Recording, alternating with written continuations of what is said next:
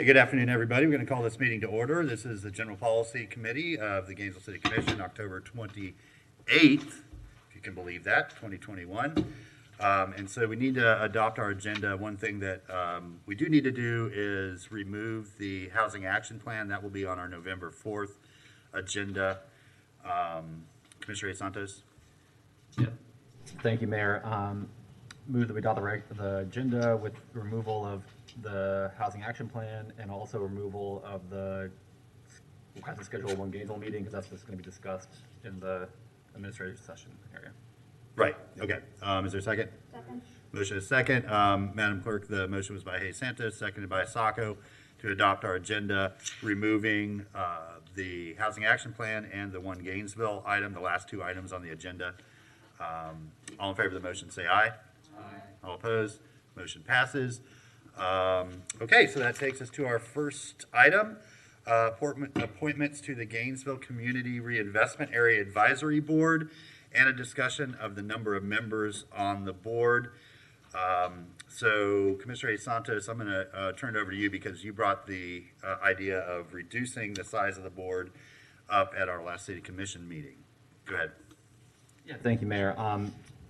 I think it was a good idea to try to get everyone together, or as many people as possible for that board, but I just don't think it has worked as well as we'd hoped. And I think reducing the board members allows it to be a more efficient board and to be able to kind of move through items. It's hard with how our Florida structure is with Sunshine and having larger boards. So I would suggest we either drop it down to 7 or 9 and then reappoint the current members who I think apply, which I think is 6. And then we appoint kind of the remaining ones who aren't any new ones there. Okay, thank you. Commissioner Duncan Walker. Thank you, Mr. Mayor. I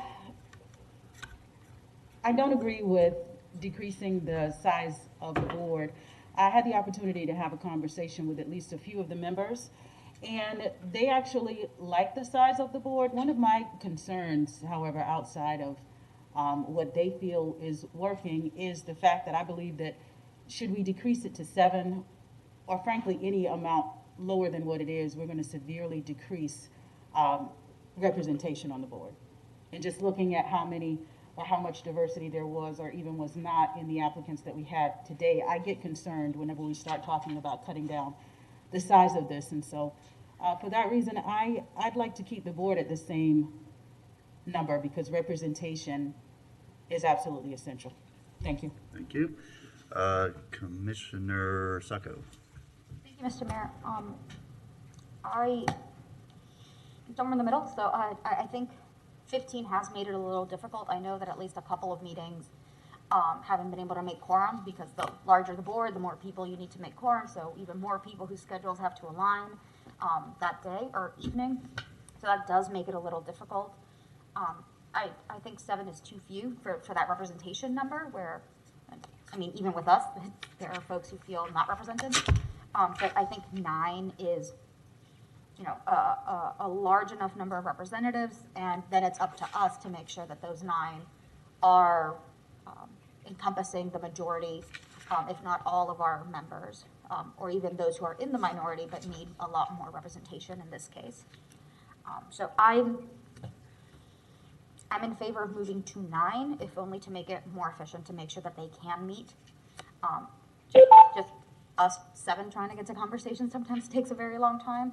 I imagine that 15 people trying to all say by the time everyone has a go around, you've probably forgotten what the first 2 or 3 said. So I think just for the sake of efficiency, to make sure that this board can fulfill its mission as efficiently as possible, 9 might be the better one, and that responsibility of representation falls to us because we're the ones who appoint. Thank you, Mr. Mayor. Thank you, Commissioner Ward. Thank you, Mr. Mayor. So the original idea of 15 is my fault or my credit. I'm not sure which it is. And the idea was that since we were reducing from 4 boards of, I think, 7 each, that we wanted to get as much representation as possible from those previous boards, so that as we went from 4 to 1, that there would be an easy path. I don't think 15 has worked particularly well, and frankly, there was a lot of folks disagreed with me to begin with on the 15, and they were right. I am comfortable with 9. I think we'll have a board that actually functions better and gets projects to us, because that's really the bottom line, is they are an advisory board to funnel projects, staff, and this advisory board to bring things to us to actually get things moving. And I want to see more of that.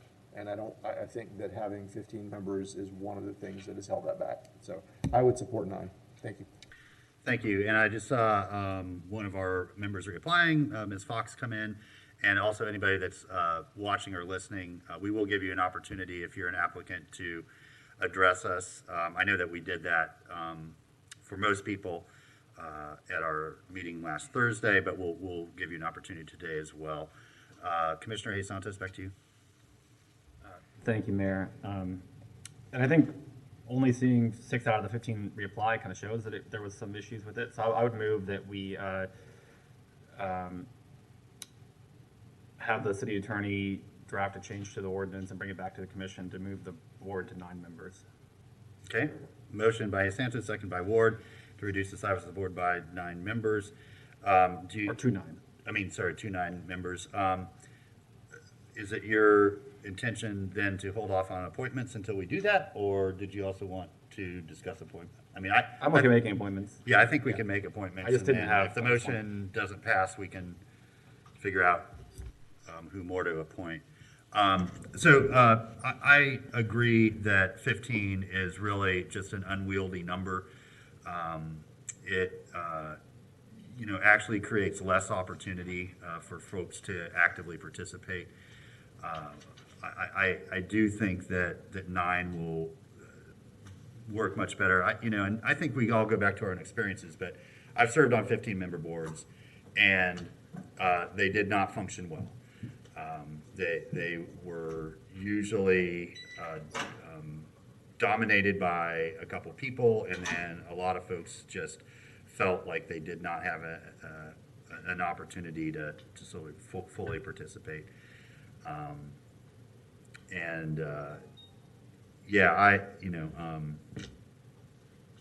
It's interesting, the conversations that I had with folks on the board really did feel like moving to a smaller number would be advantageous. So I guess we just ended up speaking with different folks with different perspectives on that. But nonetheless, I think either way, it's going to be a board made up of really highly motivated and qualified people. Our applicant pool was fantastic, and so I think we're in a good position either way. Commissioner Ariola? Thank you, Mr. Mayor. I don't feel strongly either way. I think the 15-member board has done well in spite of the challenges that the CRA has had to face over the years, and especially with the change into a city department and with unifying the districts.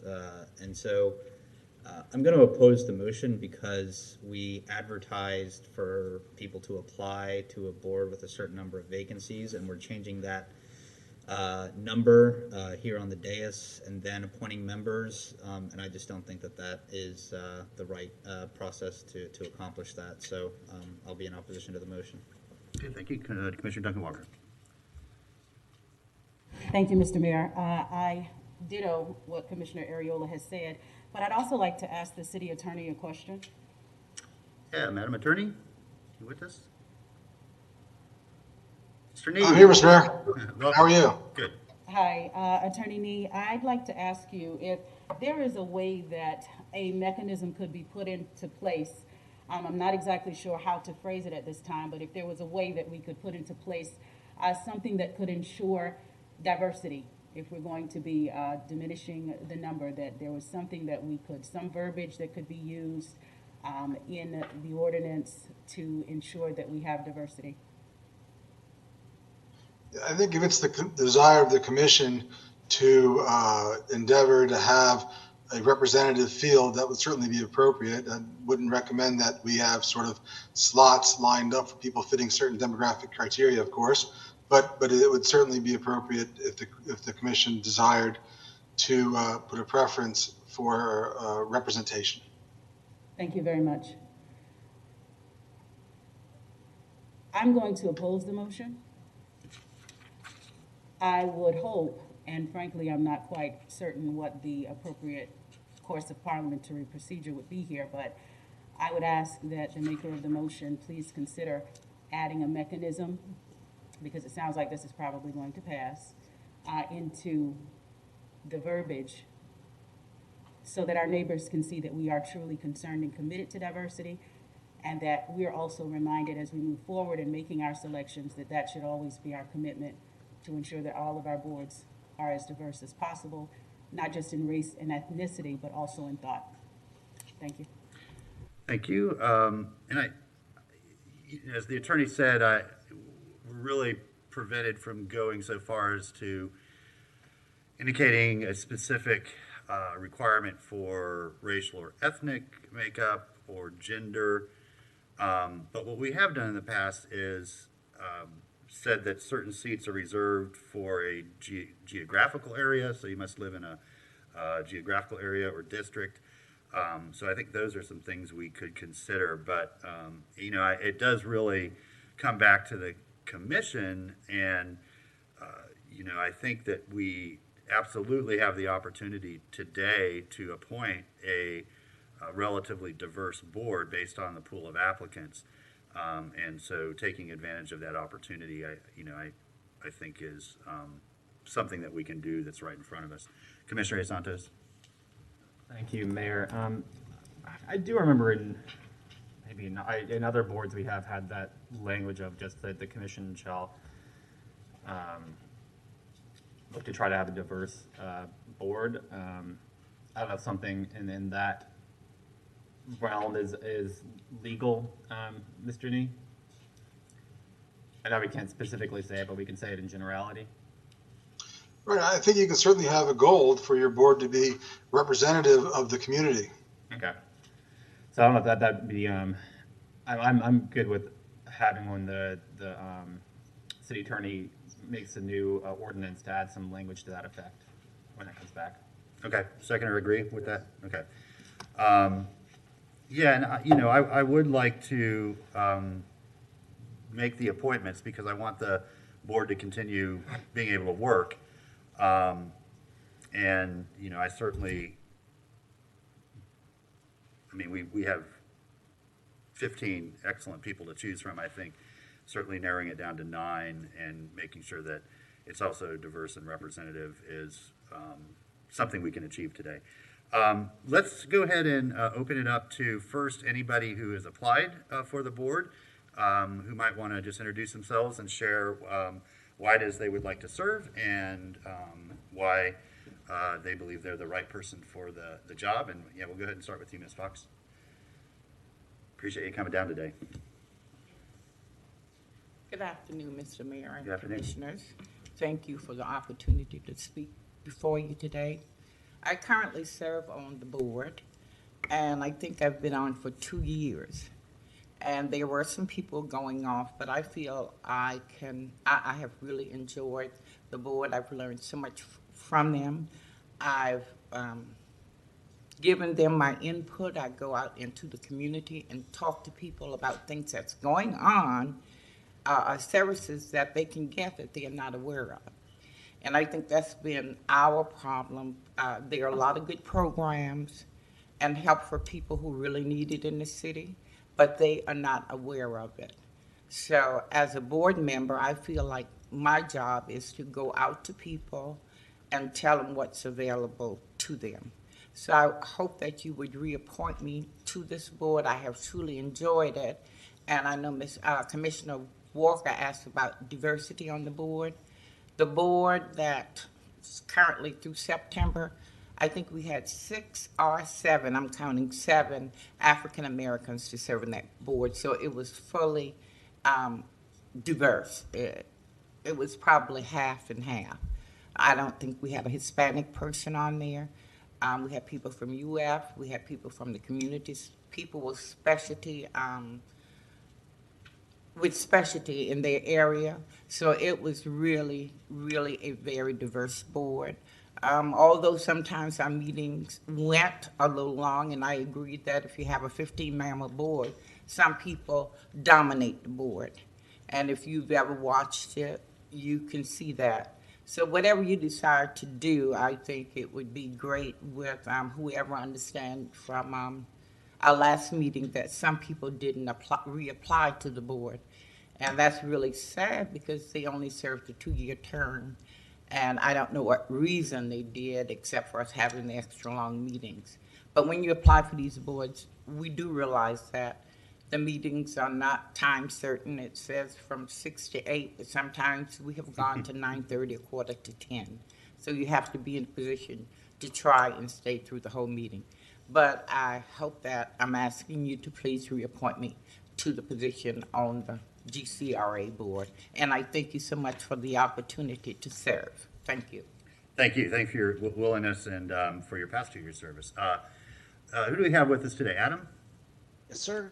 Adam, do you have anybody that's an applicant for the GCRA board that would like to introduce themselves to us? We do not have, we're not screening for applicants. We do have 3 people waiting on the line to chat.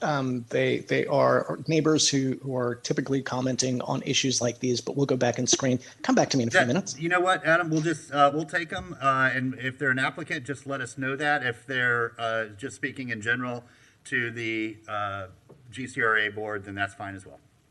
Okay, we will start that process right now then, sir. Just give me a second.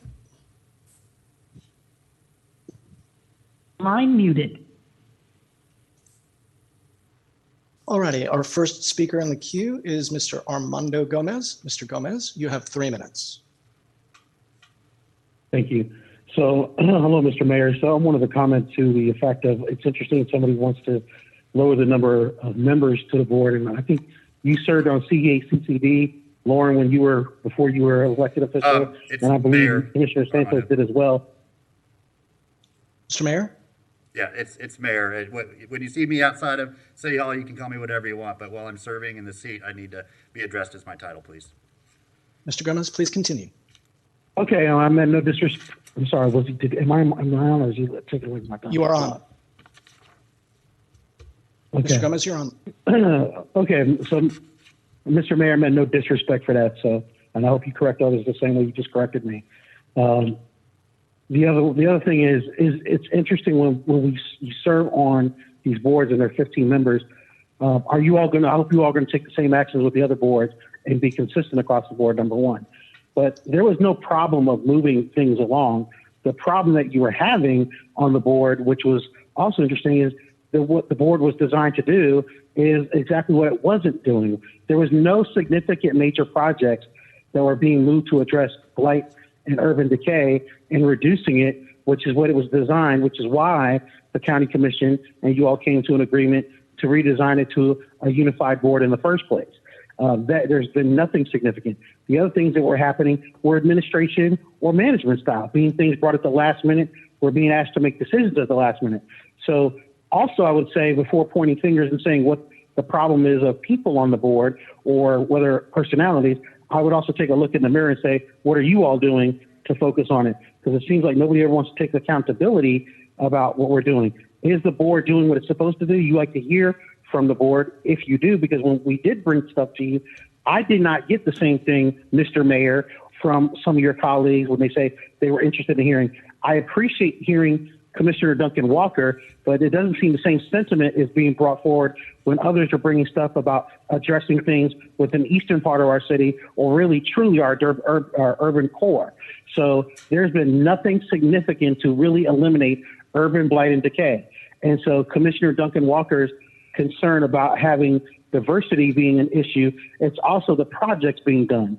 So whether it be issues of Heartwood, which is something that you all should do, just like you had last time, about whether it's a conveyance issue, you could have addressed that as a board rather than just hearing yourselves talk. Mr. You could have addressed that. That's a leadership thing, but I'm sorry, you took away some of my time to talk. Go ahead. Yeah, you're fine. Have you a little more time. Continue, sir. Okay, thank you.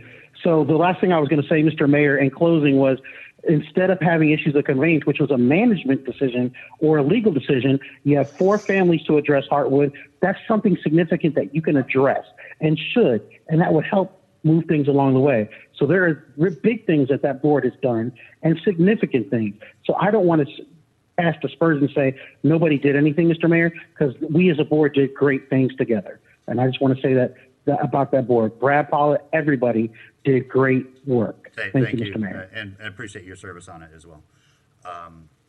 Okay, Adam, next caller, please. All righty. Our next caller is Ms. Tena Silva. Ms. Silva, you have 3 minutes. Thank you. I would hope that the board would represent primarily the GCRA area, and I've watched and attended a lot of the meetings, or quite a few of the meetings, and I think it's always interesting. The one they had last week had a presentation about housing that I would hope the whole city commission would attend to. The purpose of the advisory board may have been, well, as the annual report said this year, to some extent hijacked by certain elements in the city. And of concern also is that the GCRA advisory board had to ask to be a stakeholder in redesigning and planning downtown, which UF, for some unknown reason, is leading with 3 consultants. So that seemed to indicate that the GCRA advisory board needs more attention and needs more respect, and to be heard by the city commission.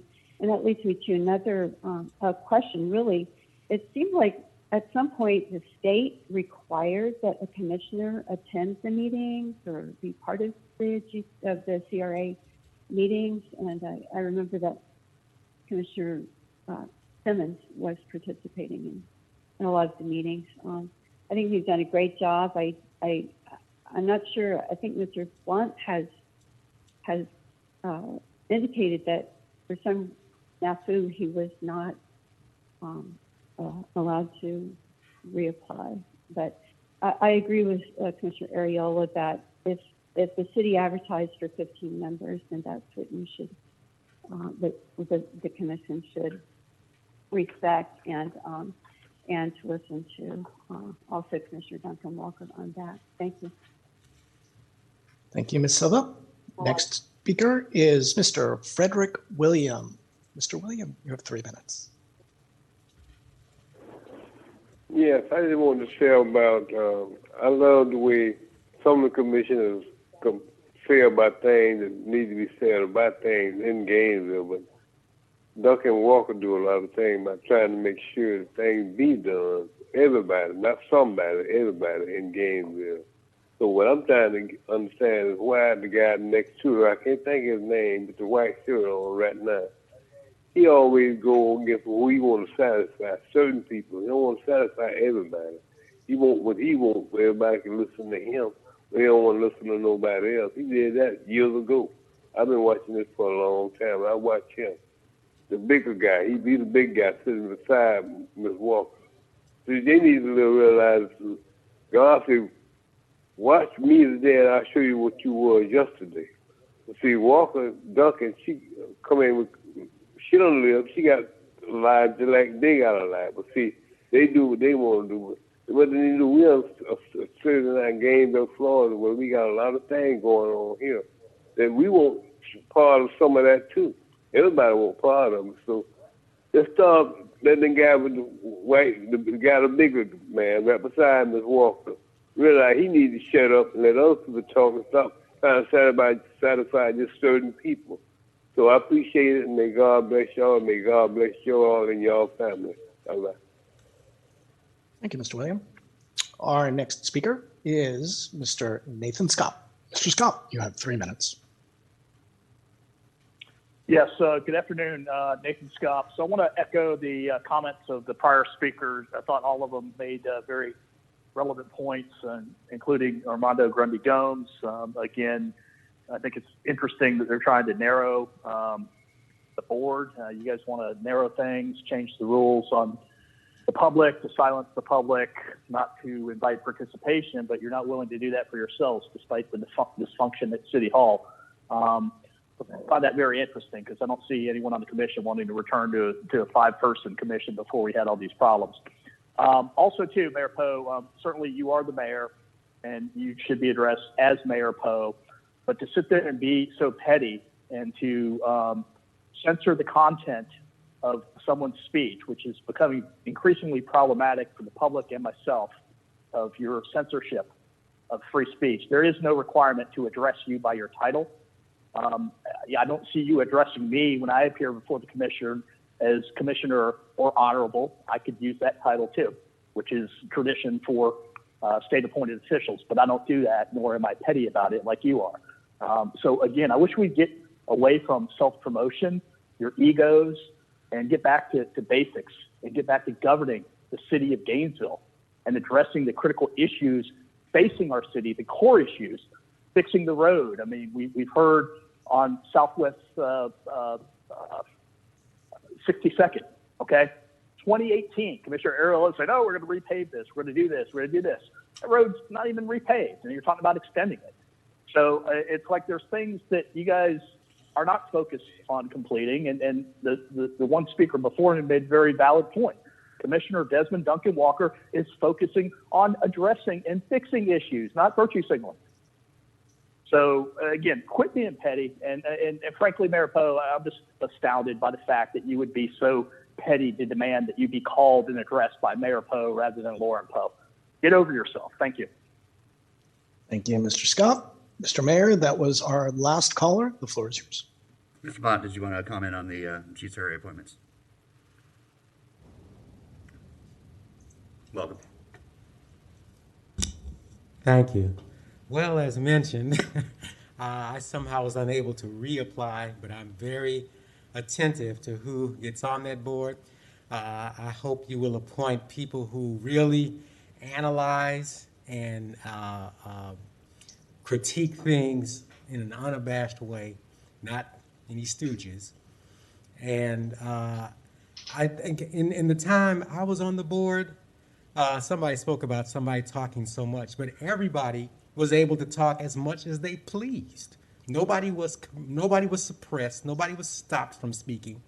People spoke as they chose to speak. And if somebody spoke a whole lot, they were just exercising their option that others did not. So that's kind of irrelevant. But I think having a large body makes sure that we have good cross-representation, and that's what we need to have for that. There was never, in the time I was on the board, there was no one who was inflexible. Everybody debated honestly. There was always some exchange of ideas, and it worked. And we got votes done. We weren't like the U.S. Congress. We got stuff done. And the number of people was not an impediment.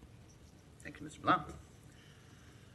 Okay, back to the commission. We do have a motion on the floor to authorize the attorney to draft an amended ordinance, reducing the number on the board from 15 to 9, adding a statement that encourages as much diversity on the board and sort of walking up to the line on what the legal language allows us to do. And we'll go back to the commission. Commissioner Duncan Walker. Thank you, Mr. Mayor. Mr. Blunt, I wonder if I can call you up for a moment, please.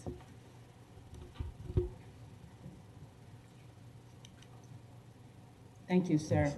I heard in your comments that you stated that somehow you were unable to apply for the board. Could you please expound upon that? Well, the staff was very proactive.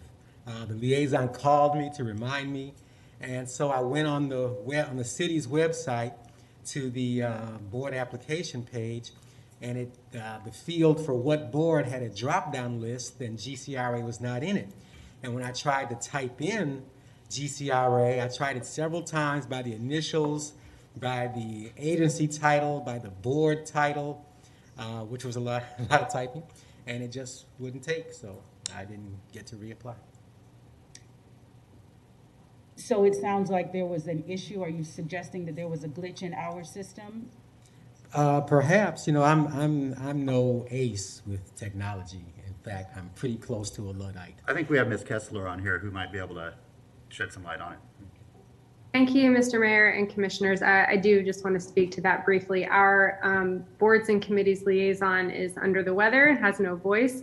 So I'm going to relay a message from her that most likely, because I do understand that Mr. Blount has been able to recently apply for a different board.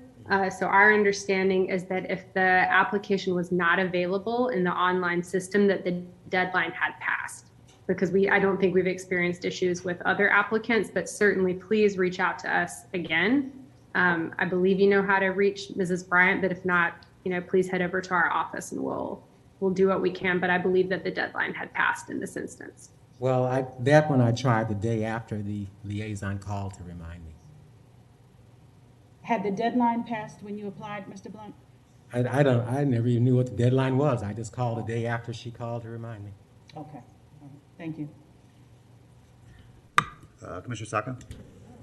Thank you, Mr. Mayor. I do have one question, and somebody had asked me before, and I forgot until now. Is there a reason that in the original makeup, half of the board doesn't have to be a city resident? Because I know we strive to have people representative of the reinvestment area itself. And I can understand wanting folks from beyond that area because they are part of our city and our neighbors.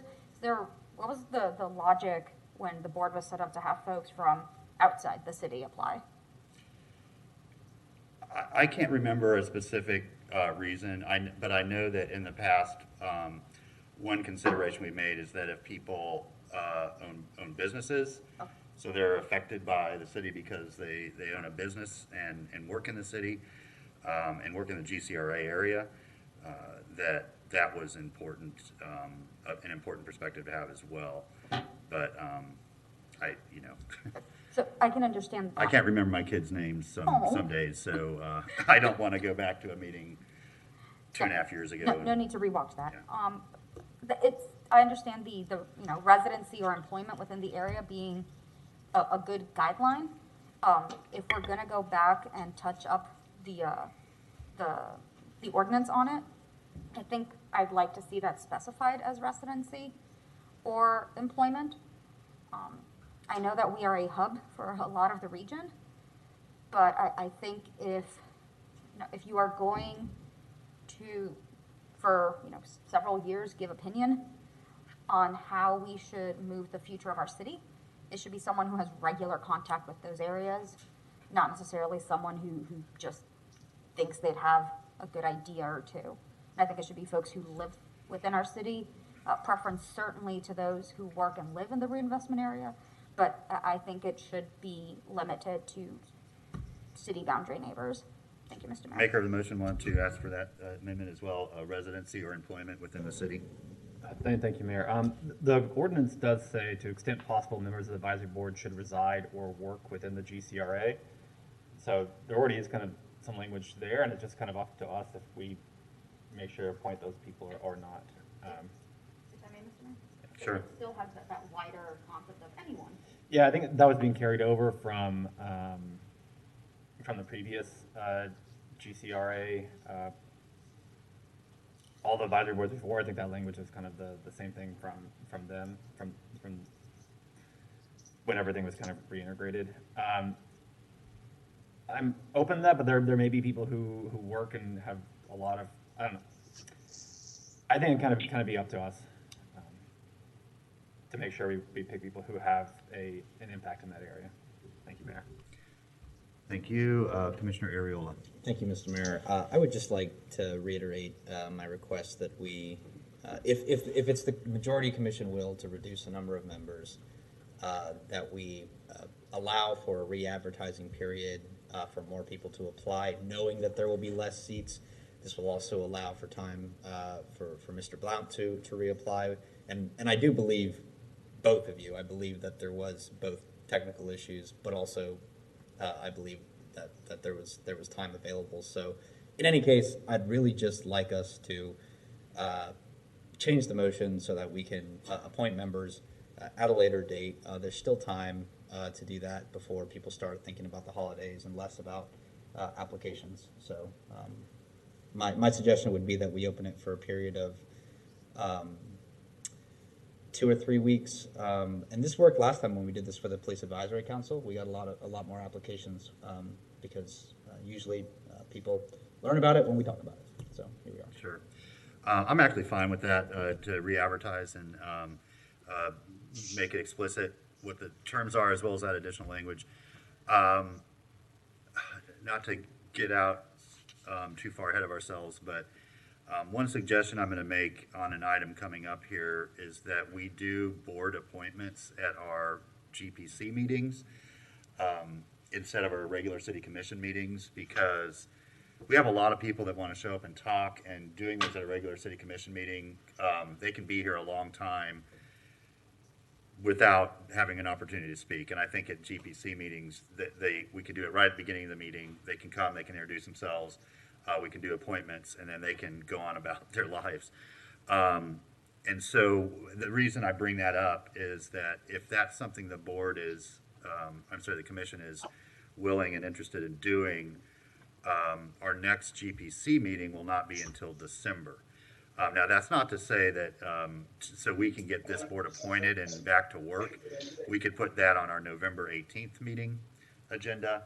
And so if we advertised for 2 weeks, that would give staff time to process all of those applications, and then put it on the November 18th agenda for appointment. I think that keeps the board, hopefully, they basically are going to miss a month there, but it keeps them working. Commissioner Santos? Thank you, Mayor. I move that we advertise for 2 weeks, and then we place this item on the November 18th regular city commission meeting. Okay, so there's already a motion on the All floor. right, That's your motion. Okay, so here's the motion. Direct the city attorney to draft an amended ordinance that reduces the number from 15 to 9, add language about encouraging as much diversity as the sort of legal limits allow us, and then re-advertising for a period of 2 weeks, and putting the selection of the new GCRA members on the November 18th ballot. And something I want to just remind the commission that we need to appoint, if this motion passes, 4 of the members for partial and 5 for full terms, so we can stagger them. So we're not appointing all 9 at the same time. But we can decide next time which ones we want to appoint to 2-year terms and which ones we want to appoint to 4-year terms as we're doing selection. Commissioner Ward. Mr. Mayor, just briefly, Madam Clerk, can you tell me when we initially advertised this?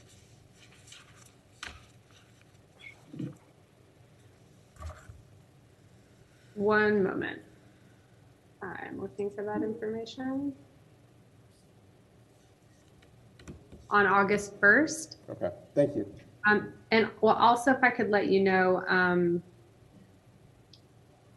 Mrs. Bryan wants to know if we can start the appointments at the GPC meetings after November the 14th, because those others are already scheduled. Yeah, so we haven't had those discussions, even if the commission's willing to do that, but it would be, we don't have another GPC meeting until December, and so we could start that in January. That would be fine, if that's the will of the commission.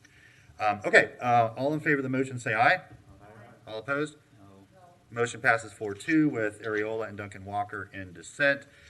Thank you all that did apply. Please reapply, and we'll get you on that board and back to work as soon as we can. Okay, next item, boards, commissions, and committee review. And so this is a request by the commission to look at boards to see if we have duplication of responsibilities, or if boards have sort of extended their sort of mandate because of just changing dynamics of the city. And so do we have someone to introduce this to us? Ms. Kessler? Hi, Mr. Mayor and Commissioners. I don't actually have much by the way of introduction or a presentation, but The city clerk couldn't be here today. She's out of the office. But she, at least as a preliminary starting point, had recommended the elimination of the student advisory board and the consolidation of, I believe it's Art and Public Places Trust and the Cultural Affairs Board, just given their similar subject matter. Okay. But again, just as a starting point for conversation. Okay. Commissioner Santos, Mayor, I'll move staff recommendation. is there a second? Second. Motion by Santos, seconded by Commissioner Ward, to consolidate the Art and Public Places Trust with the Cultural Affairs Board and elimination of the Student Community Relations Advisory Board. I was hoping we'd have a little bit more background information. So this is a fine start, but and if that means we just need to schedule a special workshop to look at and talk about in more detail where there might be overlap, I'm fine doing that. But it seems to me like there's more conversation to be had around this. Commissioner Santos? Thank you, Mayor. Yeah, I'm good having more discussion of it on the other boards as well. I don't think we have to have a special workshop. I think we could just do it at GPC. I mean, I guess now is the time we could. Yeah, I was hoping there'd be more information too, but on other boards. But we could always put this back on another agenda too. Thank you, Mayor. Commissioner Ariola? Thank you. Can I get perhaps more information? I think the consolidation of the boards is a little bit self-explanatory. As you said, they do sort of deal with the same subject matter. My question would, of course, be what would we be just combining the boards and the membership of the new board would just be the memberships combined, or would we be essentially moving some members off? I have to apologize. I don't have any more information to offer. Okay, so that but I'm sure we could bring that back to a different meeting. Yeah, thank you. That will be a decision we have to make later. I did want to know why there was a recommendation to eliminate the Student Community Relations Advisory Board. And again, I don't have a lot of information about that. My understanding from speaking with Mrs. Bryant and the clerk is that that board essentially is no longer fulfilling the purpose for which it was created. And I apologize, I'm not the best person to speak to the origins and the functions of the board. They've also had difficulty recruiting new members. I think there's been quite a few resignations lately. So I think it was more to bring forth for discussion whether that board is continuing to serve its purpose. But perhaps if there are other staff who might be able to speak to that either today or at a future meeting, that might be best. And I think one other reason is that many of our boards have dedicated student seats, and so there's an opportunity for students to participate in more specific areas of the city rather than the sort of generalized student community relations, which doesn't really, I think that came out of historically sort of neighborhood issues and how our student population was intersecting with the rest of our city. But it's not like, say, the Bicycle Pedestrian Advisory Board where there's a very specific charge, and we have student seats on there, so we're getting that student perspective in that area. Yeah. So I think that's a big part of it. I hear you, and thank you. That definitely makes sense. I guess my thinking is if we have a board that is not achieving its original purpose, I don't necessarily agree that the solution is to eliminate it and sort of rationalize the elimination of it. I think we should rather ask ourselves how we can set that right, how we can get, it doesn't necessarily have to be an advisory board. I think that with the growth of Gainesville, it still is important to have the government engage with issues that pertain to student community relations. There are a lot of development changes happening in Gainesville that are necessitating those conversations. I know that recently the Independent Alligator published a fairly good article detailing where some of those frictions are occurring. So I don't think that the Student Community Relations Advisory Board necessarily is the solution to that. At least that's what I'm hearing based on what we've known.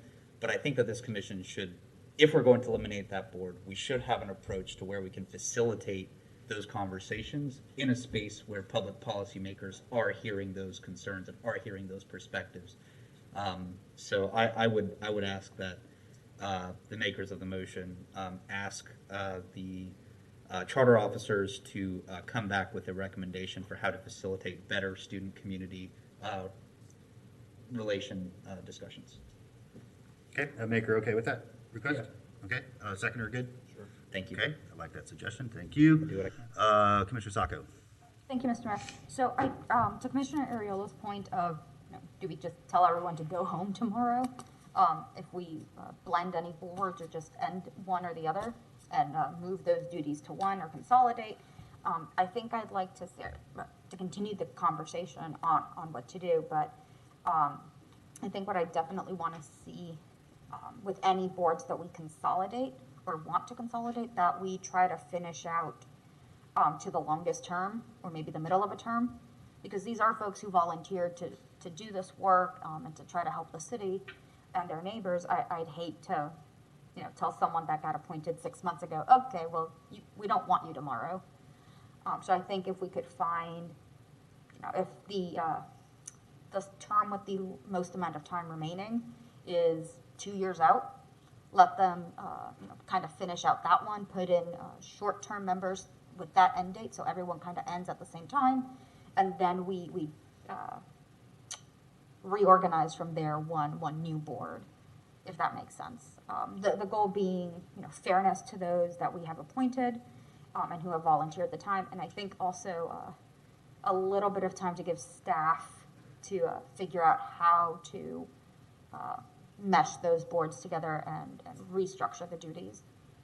So that would be my one suggestion and ask, in fairness to staff and those volunteer board members. Thank you, Mr. Mayor. Mr. Santos. Thank you, Mayor. Just for the Student Community Relations Advisory Board, I completely agree with you, Commissioner Ariola. I think it's finding whatever that issue is and addressing it in that venue that fits there. But looking back on their agendas, they just didn't really talk about much for a while. So it kind of was a board that wasn't, there wasn't a whole lot of action in it. As for the consolidation advisory boards, I mean, our motion here, I guess this will have, I guess, our staff draft ordinances. So there's still like a long months and months before these boards would close. I guess my one concern of waiting like 2 years or something like that, if we see the issues that are here today, then we should kind of take action on them. I think there is going to have to be on how do we consolidate them, how do we put the members. So I think that discussion needs to come back. But delaying it for 2 years, I think is too long of a. Yeah, I guess. Yeah. Well, I think we can just ask staff to come back with a transition plan for us to make sure that everybody understands what that is and make sure it's equitable. Okay, we'll open it up to members of the public. There's a motion on the floor to consolidate the Art and Public Places Trust and Cultural Affairs Board, and then eliminate the Student Community Relations Advisory Board, but also ask staff to come back with some suggestions on how to engage our student neighbor population in a meaningful way with issues that are important to our city. Mr. Blunt, go ahead. Thank you. The idea to merge the Art and Public Places and Cultural Affairs, that seems to me to make very practical sense. I'm real cool with that. Makes a lot more sense than the decision a couple years back to merge the Departments of Cultural Affairs and Parks and Rec. Very different missions, and I think that's kind of why the Aquin Jones Museum ended up being run like a community center instead of a museum. And thankfully, the person working there at the time made it act more like a museum. If you abolish the student cultural affairs, well, I'm not sure how the motion went. If Commissioner Sacco's request to extend it to their terms expire was in there, but if it ended today, what would happen to their meeting that's scheduled today? Adam, do you have anybody? Yes, Mr. Mayor, we have two people on the line, the first of which is Mr. Nathan Skop. Mr. Skop, you have 3 minutes. Yes, thank you, Mayor Poe, Commissioners Nathan Scott. So with respect to the discussion, I want to echo the comments made by Mr. Blount, and I would hope he would also reapply to the CRA per the prior item. I find it interesting that you're moving to eliminate a student board when you constantly seek to engage students, particularly during political elections. But if there's redundancies should be eliminated. But it's amazing the extraordinary amount of time that you spend on these issues and referring them to a special meeting or getting more staff. It's just convoluted government 101. I mean, you guys need to streamline and focus on core issues, and you guys have more committees. You're making a new committee every day. This is not good governance, folks. We'd be better off buying each of you a copy of SimCity to let you develop Utopia, because it would be a lot cheaper for taxpayers than GRU customers. But you don't seem to want to give any consideration to low-income households, hardworking Gainesville families, and local businesses that are struggling to afford their existing rates, notwithstanding the fact that you just imposed the largest unjustified rate increases in GRU's history on them. 7% electric increase, 24% over 5 years, or 6 years, whatever the time frame is. The resolution that you guys passed, along with the wastewater, and now we're getting hit with a fuel adjustment, was conveniently announced right after you guys approved the latest set of GRU rate increases on top of increasing our property taxes. So you really need to focus on the core issues here. This is just getting out of hand in terms of experimentation. It's like the city running an aquarium and constantly rearranging the fish blocks in the aquarium. It's just getting to be utterly it is dysfunctional, and I think people are very upset. I wish you gave this much consideration to the people in suburban Heights before you legislated on the fly and continue to do all the things you're trying to do to put our existing neighborhoods under siege, whether it be Porter's, whether it be the monstrosity known as a standard. Now it's suburban Heights that's under attack, but you guys don't seem to care because you guys are the Illuminati. And it's just really sad. It's a sad state of affairs. And I don't think you guys really fully appreciate how many people you guys continue to alienate, even your own supporters in the city of Gainesville. And later in this agenda, we're going to talk about further suppressing public participation and comment. So this is just ridiculous, folks. Grow up. Thank you. Thank you, Mr. Scott. Our next speaker is Debbie Martinez. Ms. Martinez, you have 3 minutes. Yes, thank you for taking my call. In order to save time, I just want to echo everything that Mr. Scott just said. And Mayor Poe, I believe where a lot of the confusion comes with citizens is when you, Mr. Poe, when you refer to charter officers as Ed this, Nicole that, I know what Ed means. Ed means you're referring to the GRE general manager. And when you say Nicole this, Nicole that, I know you're referring to our city attorney. And then with your colleagues, you'll say Harvey this and Adrian that. Well, I know you're talking about Commissioner Harvey Ward, and I know you're talking about Commissioner Adrian K. Santos. But I think that may be where some of the confusion goes. So, when you all refer to staff and your colleagues on first name basis, I could see where it might confuse citizens. Thank you. Thank you, Ms. Martinez. Mr. Mayor, that was our last caller. The floor is yours. Okay, so back to the commission. Motion on the floor to move the staff recommendation as well as bring back a transition plan and some thoughts about how we continue to work with our student community in a meaningful way. All in favor of the motion say aye. Aye. All opposed? Motion passes unanimously. Thank you all. All right, up next we have commission rules. Do we have anybody from staff to lead this off?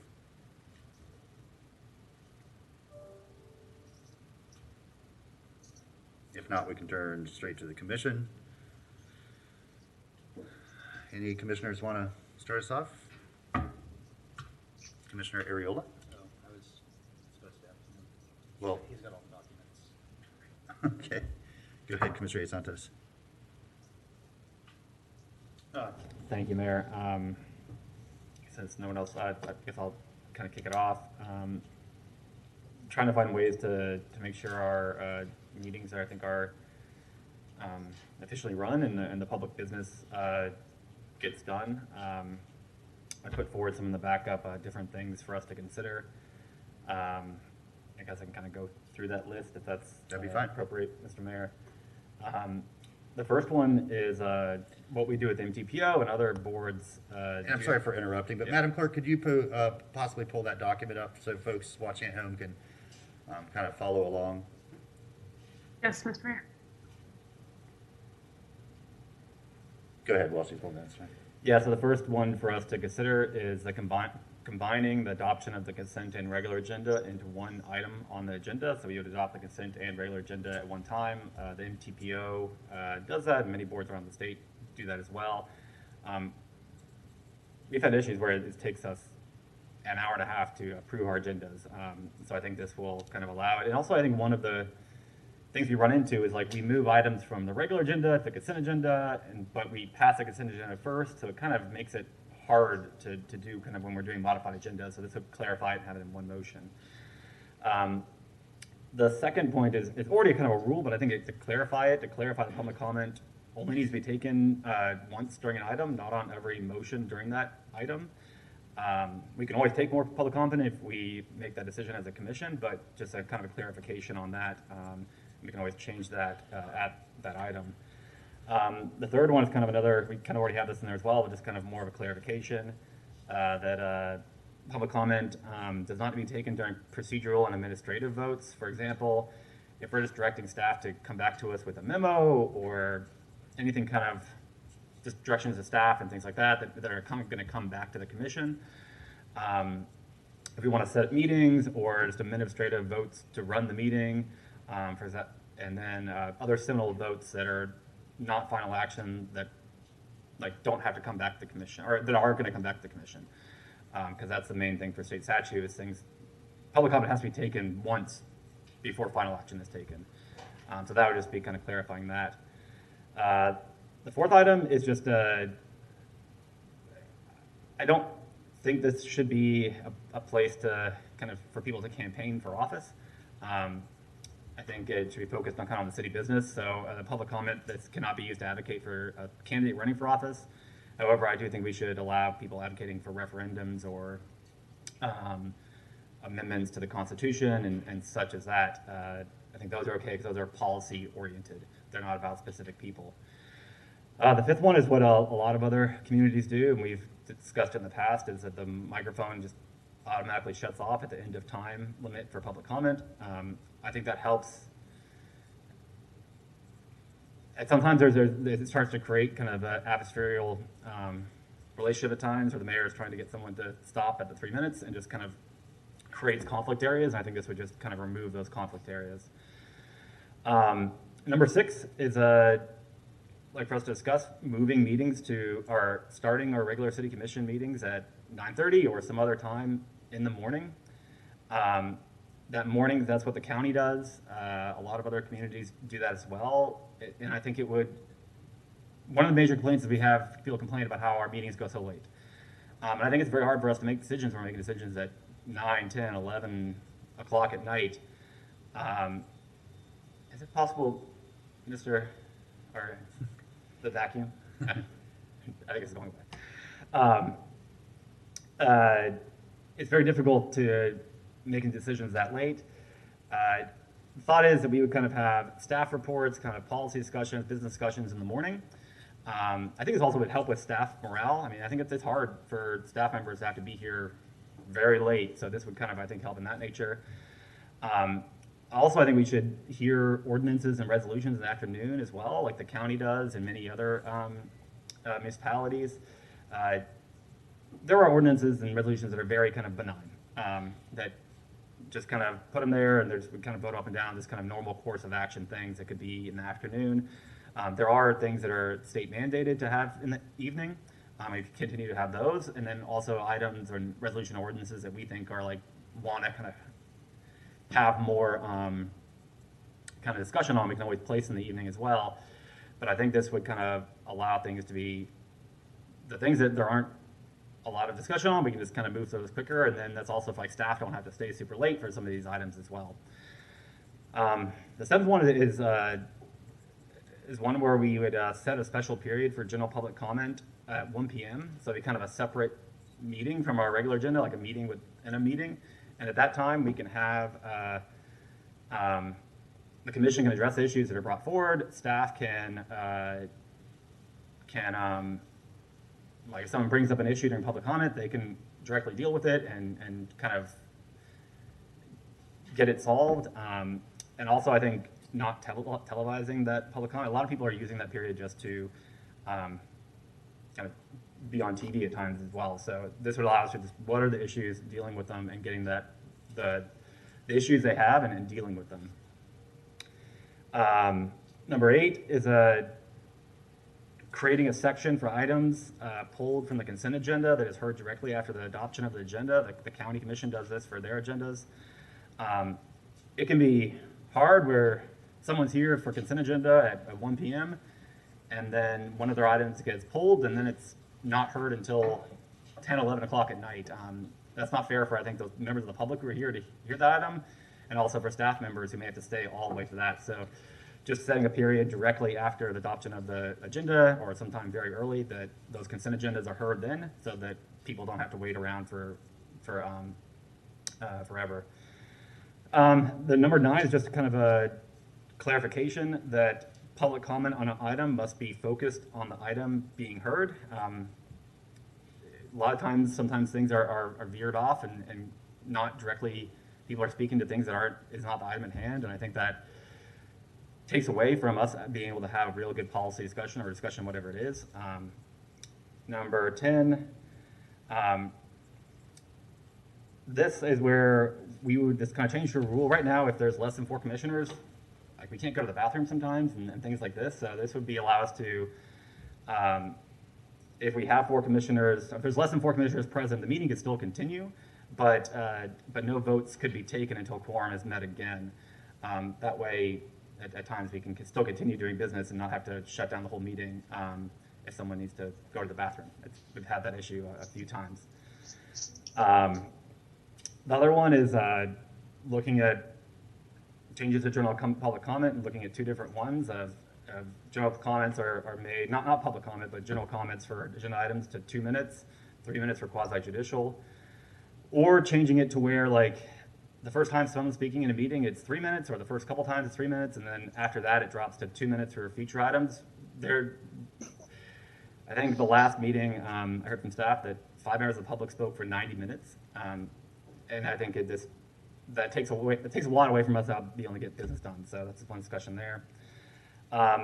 Number 12 is looking to move away from the kind of telephonic calls that we have for items. This cost us a significant amount of money, $100,000 a year, and kind of moving back to how we were before COVID. We can still take general public comment online, but those could be transcribed and could be given to the commission to be read. Number 13, I believe we made direction to this, and then COVID happened, and it kind of never got implemented because of that. But we would public comment, and many cities across the city do this to kind of have a better organized public comment, where the clerk or designee would collect speaker cards before each agenda item from members of the public who want to speak, and those cards are given to the mayor. The mayor would then read off names from that list as they kind of, for each person, kind of giving more organization to public comment. It also lets us know how many people want to speak and kind of making sure we have enough time for that. We would allow the clerk to continue to collect speaker cards up until the end of the public comment period. So even if you heard something during public comment and you want to speak, you still could do that, and that card would be given to the mayor. A lot of other cities do this. A ton of municipalities do this, and I think this helps kind of organize public comment. Number 14 is that we look to offer language translation services if you register in advance. I don't know, we have to look what the budget is for this, but how much in advance we would have to have people have to register, because we need to make sure that we have a translator available for whatever language that might be. But that's something I think we should consider as well.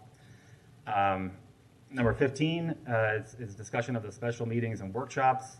These are designated to be dedicated to certain topics, And having the general public comment kind of gets away from that. So we allow comments that are specifically on the agenda items. And we did this before. We changed that rule a couple years ago where we allowed general public comment at workshops and special meetings. But we would only allow kind of that general public comment wouldn't be allowed at special meetings or at workshops, just at the regular meetings. The commission would be able to allow general public comment being added to at the adoption of the agenda if we feel like there's a need, or there's some, at times there are issues that come up that we do want to hear it, so we can always add that at the meeting. Number 16 is adding some more decorum language for the city commission comment and public comment. We add language that no vulgar language or gestures are allowed, and that there's no discourteous, disrespectful, or disparaging conduct is allowed in chambers. And then 17 would be a discussion of our ex parte communications. Just, I think St. Michael's and even the Main Street, the Gray Bar building, Stringfellow, we get so many emails about sometimes zoning things, and that is in essence ex parte, but then we can't really respond, and then I think the public feels like we're not listening to them because we can't really respond. And I would like for us, I don't, maybe that's not today, we had that discussion, but what is the state law for ex parte communications? And then maybe we could be able to have discussions with public so the public feels like we can actually talk to them. Because right now we're not allowed to talk to them, and I think that creates not a good feeling for the public. And then this is just another thing, I think, to make it clear for the public. When we do remove an item from, like the mayor does, or something from the agenda, it says on here, like we have the housing item just says agenda update, remove item. I think it's better just to not even have it on the agenda, because I think a lot of people may not even see that and understand what that means. We can always add it if we want to at that item, but I think if the mayor wants to remove an item, then it just doesn't show up on the agenda. I think that would make it much clearer for the public. So those are some changes I'd like for us to consider. Thank you, Mayor. Thank you. Commissioner Ariola. Thank you, Mr. Mayor, and thank you, Commissioner, for these lengthy recommendations, many of which we've discussed before. It seems like we discuss rules every 6 months, which I think is appropriate. Every major body discusses their rules at least once a session, so it's very good. So I want to share my thoughts on these recommendations, and I take the conduction of public meetings very seriously. I always have, dating back all the way back to my days in student government. I think that how you conduct a public meeting, how you run meetings, and how you allow people to participate is one of the most important functions of democracy. And so there are obviously rule books on how to do this, Robert's Rules, parliamentary procedure, neither of which we rely on in these documents, which is probably just a vestige of American exceptionalism.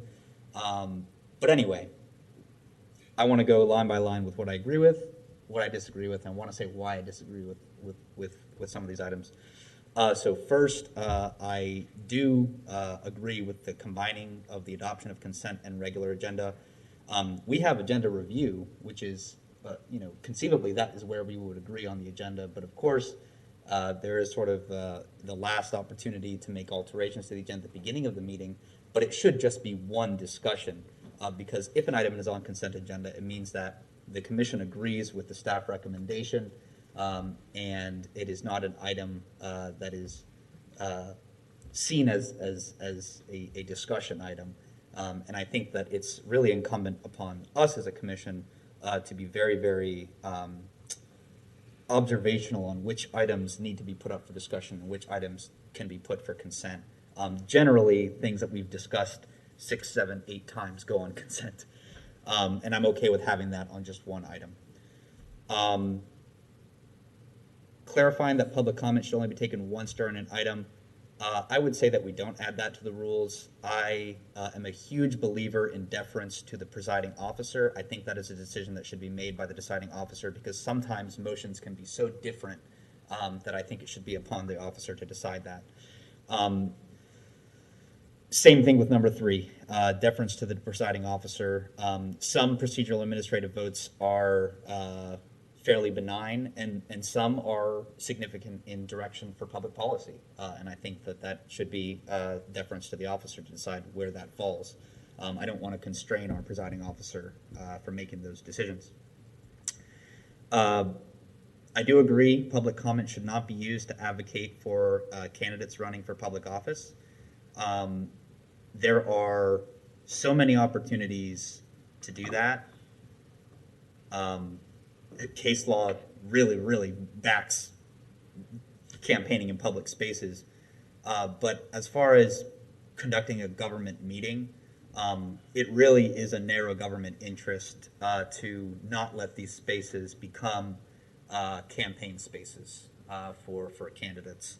But I do agree that when it comes to the issues, you know, we should be very content neutral when it comes to issues.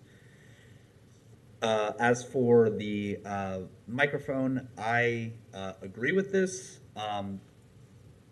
However, this is where I think it's more deference to the officer, because I think that the presiding officer should be given the opportunity to allow someone to complete a statement. I think that's just the way that it should be. So I think that there should be a little bit of leeway there. Sixth, I would advocate for a 10 a.m. start. I think that an extra hour, you know, people get in at 8, people get in at 9. Those 2 extra hours can be good for preparation. I know that for me, I use the hour. I try to use the hour before our meetings to brush up on any last second reading, and so I would want us to start around 10. I do think the earlier start time is good for the reasons you mentioned for our staff. I think that's excellent. I do not agree with a special period. I think once you start a meeting, you're in the meeting, you run the meeting, and you go home when you go home. I don't agree with the idea of setting aside a non-televised time. Nor should there be a special section for items pulled from consent. If they're pulled from consent, they're discussion items. Let's just keep it simple. If we create all of these special areas in the meeting, I think we're just going to engender more confusion, not just for the public, but for commissioners. So I think we should just try and keep it as simple as we can. The public comment must be focused on the item being heard. Again, deference to the presiding officer.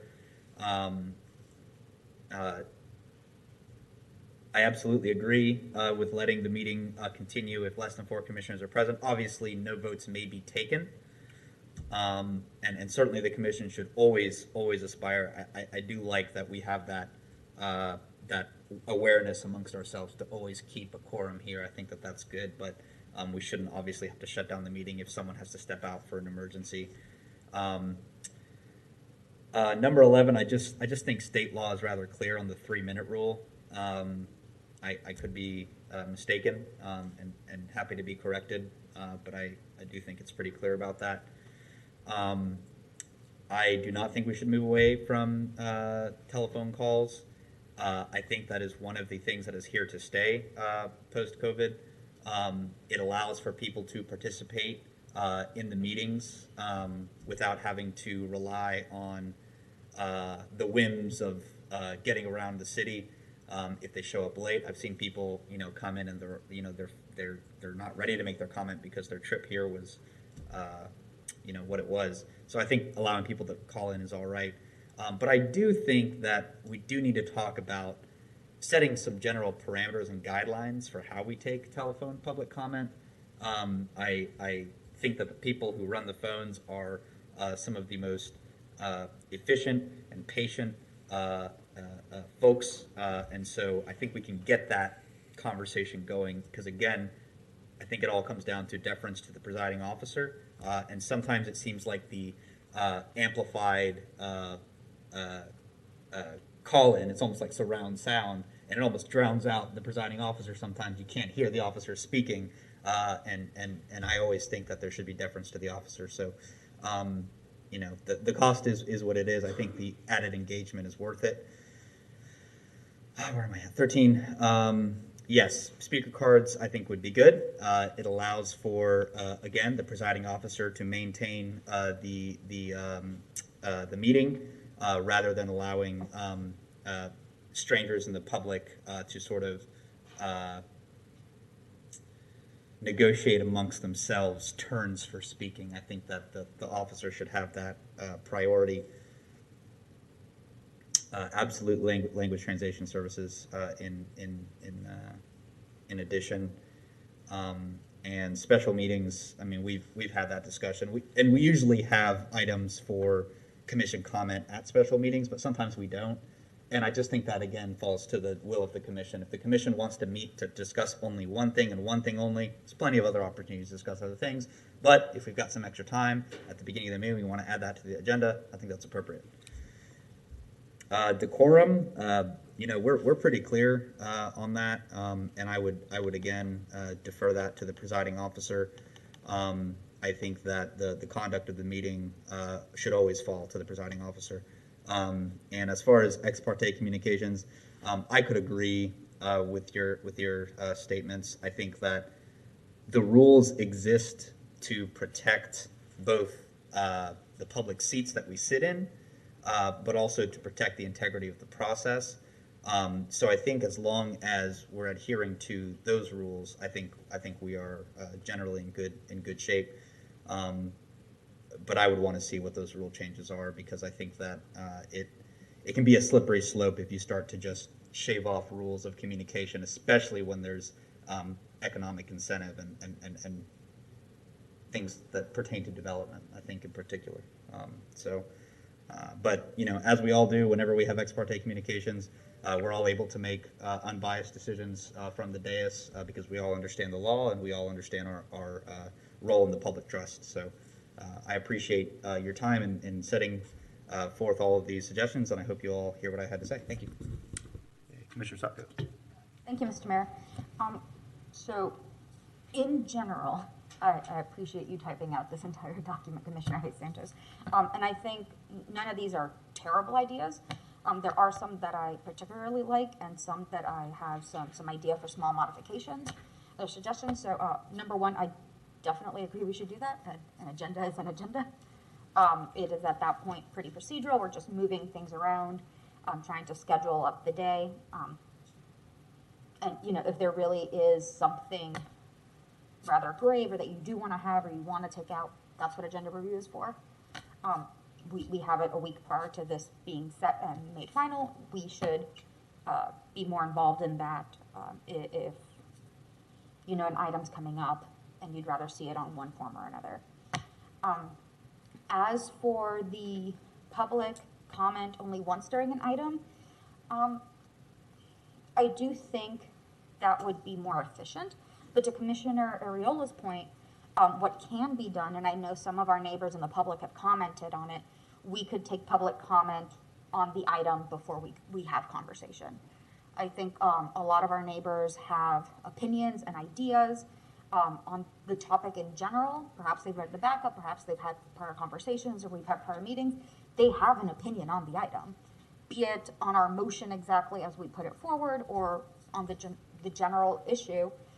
If we have public comment on those first, we get to hear them and hear what our neighbors have to say prior to us making a motion.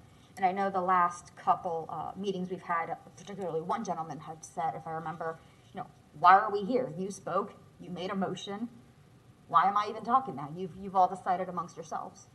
So I think moving public comment perhaps to the front of an item might, one, make the neighbors feel more heard and be a benefit to us that we see a variety of opinions beyond our own prior to discussing it. And perhaps we miss something and we don't see it, but someone else does. Definitely approve that nobody should be making public comment a tool for candidacy. I will accept 10 a.m. as the starting time, only because I have seen staff just sit here into 1 a.m. And that's not fair to them, that's not fair to their families. No one should be here until 1 a.m. But if we start earlier for things that are staff reports, updates from GPD or Parks and Rec or Wild Spaces, That's just an update. It has to be printed or issued out as a statement or a quick informational for the public. They don't necessarily have to wake up at 10 a.m. to be here for those. Those will be issued out routinely anyway, but it helps for us to have an update. I don't like number 7, just because I think it would either break the speed at which we're doing, confuse folks, as Commissioner Ariola said. Just it would, what's the thing? Throw a monkey wrench into things and the order and the pace that we have going. While I like the idea of a special section for consent agenda, I think it's the same problem of, now we've added this giant section or small section. We never know how many things we'll pull. That now impacts the rest of the meeting. And so if we pull 3 items, but then we had a time certain for 2, and then all this is just going to be back and forth, you're going to have to wait for that item anyway. I think that one might need a lot more work before we consider it. I'm all for allowing bathroom breaks and let the conversation continue while one of us has to step out. I know it's especially difficult now with only 6 of us. It was difficult during the ABU joint meeting on Monday when there were 5 of us. So anything that allows, and we have the audio in the back so we can keep hearing things. As for the telephonic calls, I have mixed feelings. So on the one hand, it does appear to be a genuinely wonderful access point for a lot of the community. On the other hand, by my guesstimate, and that's just purely on anecdotal recollection, I think maybe for every 10 callers, we have 1 caller who doesn't regularly come in chamber anyway. So I would, if we address that one, I'd really like staff to look at minutes for the past year or so to see if any, to see the diversity of callers on the phone. So they have to give a name, which is another matter I'll touch on, but they have to give a name. We have record of who's speaking on that comment anyway. Is this someone who's in the meeting regularly anyway? Is this someone who's a frequent caller or had been a frequent caller anyway? How many new neighbors are actually getting to access local government through this tool, as opposed to folks who could call one day, come in the other, and already do this routinely. I want to think that this is great for engaging folks who don't have or never had normal access to our government. My feeling is it hasn't been that. It's why I want staff to kind of go look at it again through the minutes to see, okay, who have we brought in new neighbors who want to speak on things, or has it been, the same 30 people have always called in or showed up, and no changes happened there. So that's one I'd like to pause and get more information from staff just to look at the numbers and the data on that one. I do have one question, if any of our wonderful ACMs or Mr. Feldman, who I believe is listening, is that $100,000 a year, is that like one payment, like one flat fee for the year, or is it by hour? Is it by quarter, by meeting? Clerk's office, sorry. Ms. Kessler, can you tell us how we're charged for our telephone services? Yeah, thank you, Mr. Mayor and Commissioners. The rate that is quoted there is sort of a ballpark estimate for the year. That was the amount we included in the contract based on the usage from last year, just to project going forward. And we're billed on an hourly basis by meeting and then invoiced monthly. Okay, thank you, ma'am. The price might differ if we put some of these rules into effect and it shortens our meetings to be more efficient. And if staff comes back and says, no, we've actually had a bunch of new people call in, that's great. But I want to reassess that one when staff I guess it'll be the clerk's office, looks through those minutes to see which of our neighbors are participating. And at that point, I've noticed that maybe maybe a handful of times now, there are folks who will give public comment in chamber, go outside and call in with a different name, but we recognize the voices. That's unfair. That's cheating the system to people who are still waiting to speak, who have been here longer. There are, you know, that's just unfair. And I think it's one of those things that kind of ruins the pot for everyone else. And the other one is we've had a couple of folks, and Larry, Adam, and Bethany, I'm forgetting one, Kyle, are wonderful human beings, but at least a handful of times they've been, well, this caller doesn't want to give a name, they want to be anonymous. I don't think that's appropriate. If you, if you show up here, we know who you are. If you call in, you have to give a name. It's not an anonymous post on Reddit. You have to tell us who you are. It's very different, if I say something or if the governor comes in to say something. You need to know who's speaking. Language services. For the speaker, the sign up, I do agree we do have that. It's in our rules. The one thing I would not like, I like the concept of name, pro or con. I'd rather have a district as opposed to an address. Some folks maybe don't want to put their address on a public record after they say something for or against a project. My suggestion would be a district or outside of city. And I think two things. One, the district, maybe folks don't know their district, but now they will. And as they're here participating in the meeting, they get to acknowledge, they get to recognize who their commissioner is for their district, where their district is, and kind of do a little bit of civic education in the meantime. The language one, I don't think we can forget what happened at 10 a.m. this morning. It's been a couple of hours ago, and not approve this one. Language has been a huge issue for me. Mr. Alexander, GPD, about 2 weeks ago when we had one of our neighbors speak, he asked me if we do any interpretation services, if we allow more time, if somebody is clearly has limited English proficiency. So I started asking, and I think Ms. Morgan Spicer is going to look a little bit more into what other places do. But it is difficult if you come in with an interpreter to be told you still have 3 minutes. No, you actually have like a minute as people try to interpret for you. So I do want to see how we can modify the time if someone comes in with an interpreter, or if we can have our language line available if somebody registers in advance and says, I will need X language. I think that is very important. And any savings we might have by upping the efficiency and, or maybe just scrapping altogether the telephonic calls could definitely be used to assist with that language translation service. And definitely, if we set a special meeting, it's because we're going to talk about X. We shouldn't have, that's not a general opportunity to complain about or comment on something else, complain, praise, what have you. We have email. We have a line you can call in to just leave comments. You can call our office. There are plenty of ways for us, all of us, to know about a topic. A special meeting is not the appropriate forum. And yeah, if I didn't comment on it, I'm generally good with it. Thank you. Okay, thank you. Commissioner Ward. Thank you, Mr. Mayor. I'll try to be as brief as possible on each of these. Combining the two agendas makes all the sense in the world. We haven't run into the problem, but we absolutely could run into the problem that we could ask for something to be moved off of consent and then not accept it on the regular agenda, and it just goes away.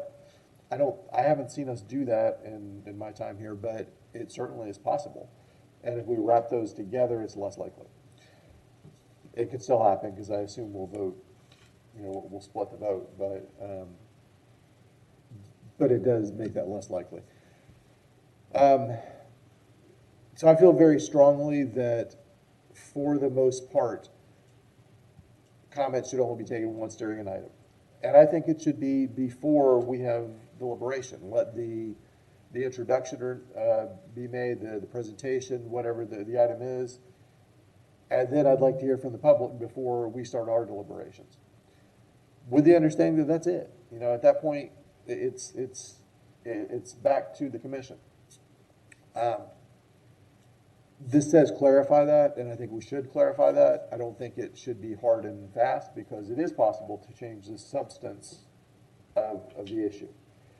So I wouldn't want to say it's a hard and fast rule that we can never take more than one public comment during an item, but I would feel better if we were more careful about that. I've seen us not make additional motions on an item that would have gotten a better result because we didn't want to sit through another half an hour of comment for something that didn't change the substance of the item. So there are actual consequences to taking multiple comments on the items.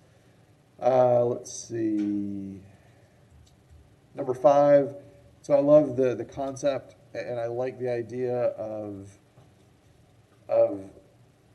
stopping someone who intentionally goes over, but I think there's opportunity as many times, if not more times, when people go over, it's because they're nervous or there's some other reason for it. So I'm not comfortable with just shutting the mic off. We have another way to handle that. Let's see, moving to number 7. Well, actually, number 6, I love the idea of having a morning session. I don't care what time we start. We should absolutely have a morning session. There's no, I don't know what the original reason for saying 1 o'clock was, but whatever it is, I don't think it's not magic. We should start earlier in the day, let staff get through their day more efficiently. I would like to maintain some evening session so that people who can't make it during the day can still be a part of city business. But there is as much reason for people to not be able to make it in the evening as there is for people to not make it during the day. So I want to be careful about saying one is better than the other. I've had people complain about both and wish that there were more opportunity on both. Let's see, special public comment. I could be convinced either way, but I'm not inclined to support that. I mean, we have a half hour at the beginning of the meeting, half an hour after the break. I think that's reasonable as is. Where am I here? I love the idea of being able to continue the meeting if we don't have a quorum. Obviously, we can't vote, but there are a variety of circumstances that we have had over the years that we don't want to shut the meeting down because somebody has to take an emergency call or because it's been 3 hours since we've taken a bathroom break. 11. Obviously, on number 9, public comment needs to be focused on the item being heard. It's really hard, and Mr. Mayor, I want you to know that I know that it's not easy to call that in. I know that's a challenge. But hearing the same talking points over and over again that have nothing to do with the item that we're working on is not fair to the public.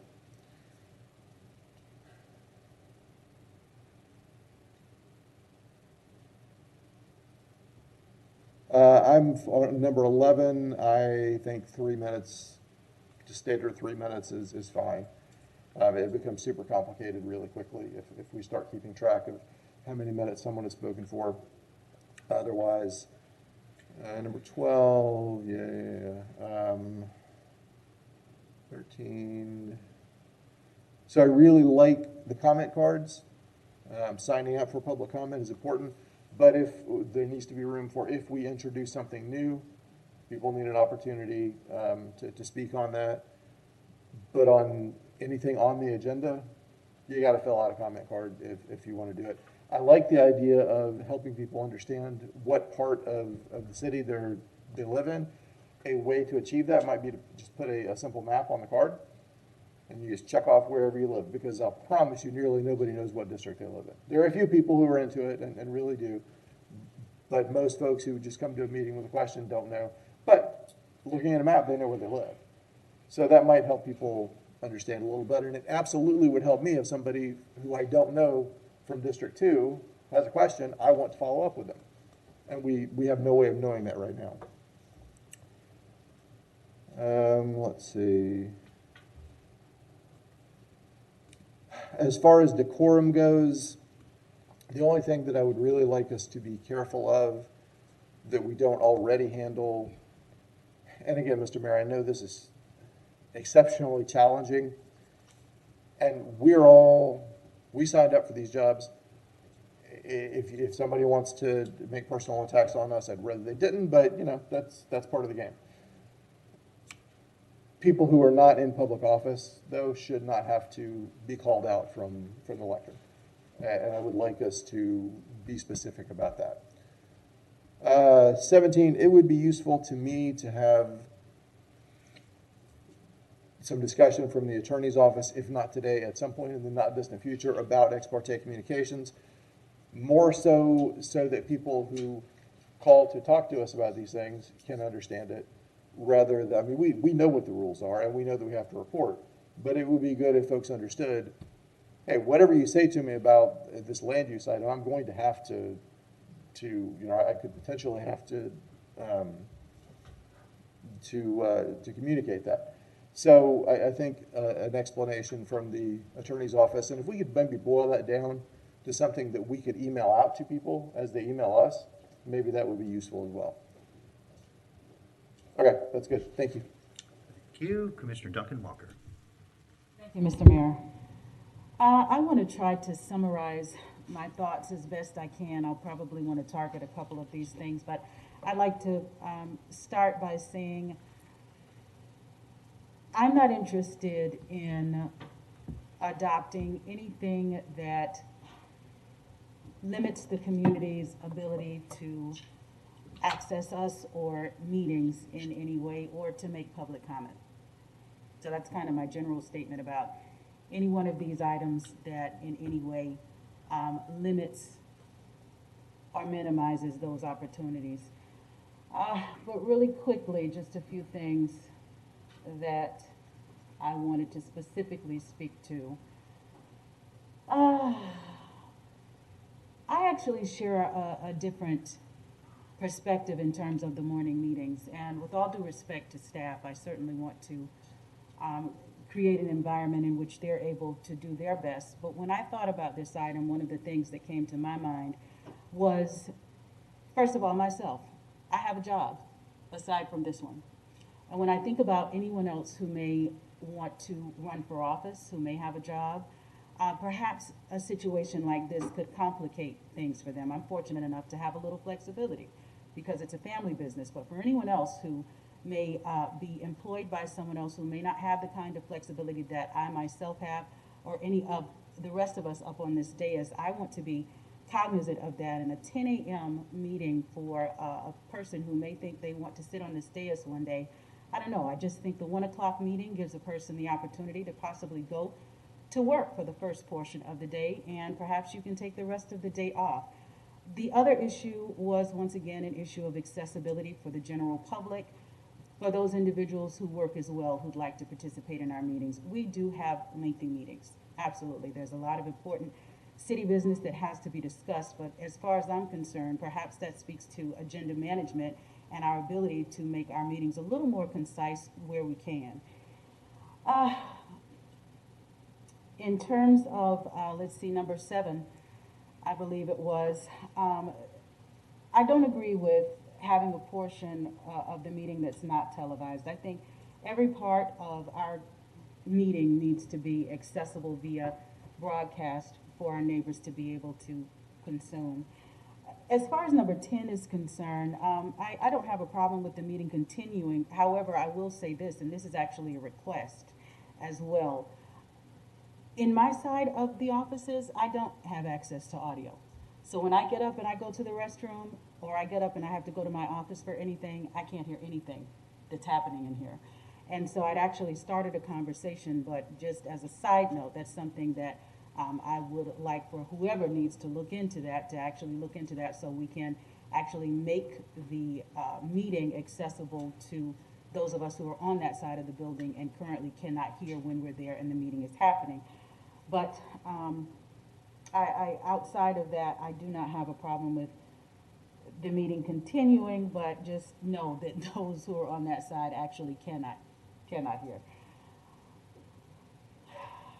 I agree with keeping 3 minutes for public comment. The minimizing or taking them down to 2, I just don't agree with. I watch a lot of our neighbors come to the microphone and they're passionate about what it is that they have to say, and sometimes 3 minutes doesn't seem to be enough.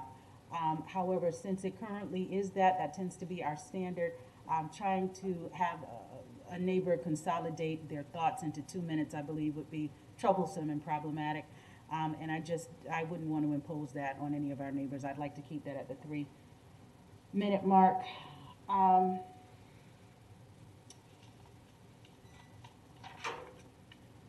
on board with offering the language translation. I could appreciate Commissioner Sacco's suggestions with regards to that. I had a question as well with regards, this has nothing to do with language as much as it has to accessibility, and I'm not quite sure who can speak to this.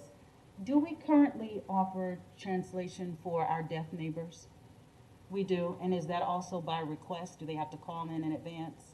So this situation where people would call in advance to have translation, would it be the same kind of, what are we talking there, Commissioner Santos? Are we talking it would be the same kind of setup process, et cetera?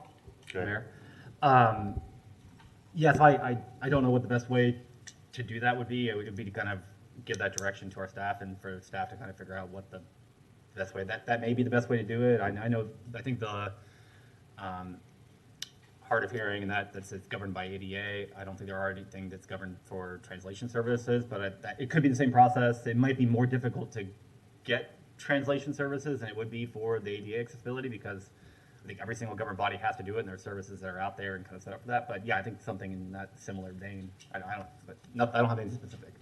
And not to interrupt for too long, but that's actually part of the set of recommendations that will be coming back to us as a result of the Ginny grant. So this morning we sort of had a celebration of the end of the data collection, and the next phase of that grant is to bring recommendations back to us on how we can become more language inclusive as an organization, and that can, and I'm sure will be one of the things that they look at. Okay, thank you. I want to kind of wrap up my thoughts here. Decorum for city commission comments and public comments. I would simply say what is very obvious. Each one of us up here are leaders and we are adults, and what applies to our neighbors also applies to us. And to statements made earlier by Commissioner Ariola, I am certain that would happen from the leader of our meetings, that they would make sure that type of equity was something that happened on both sides.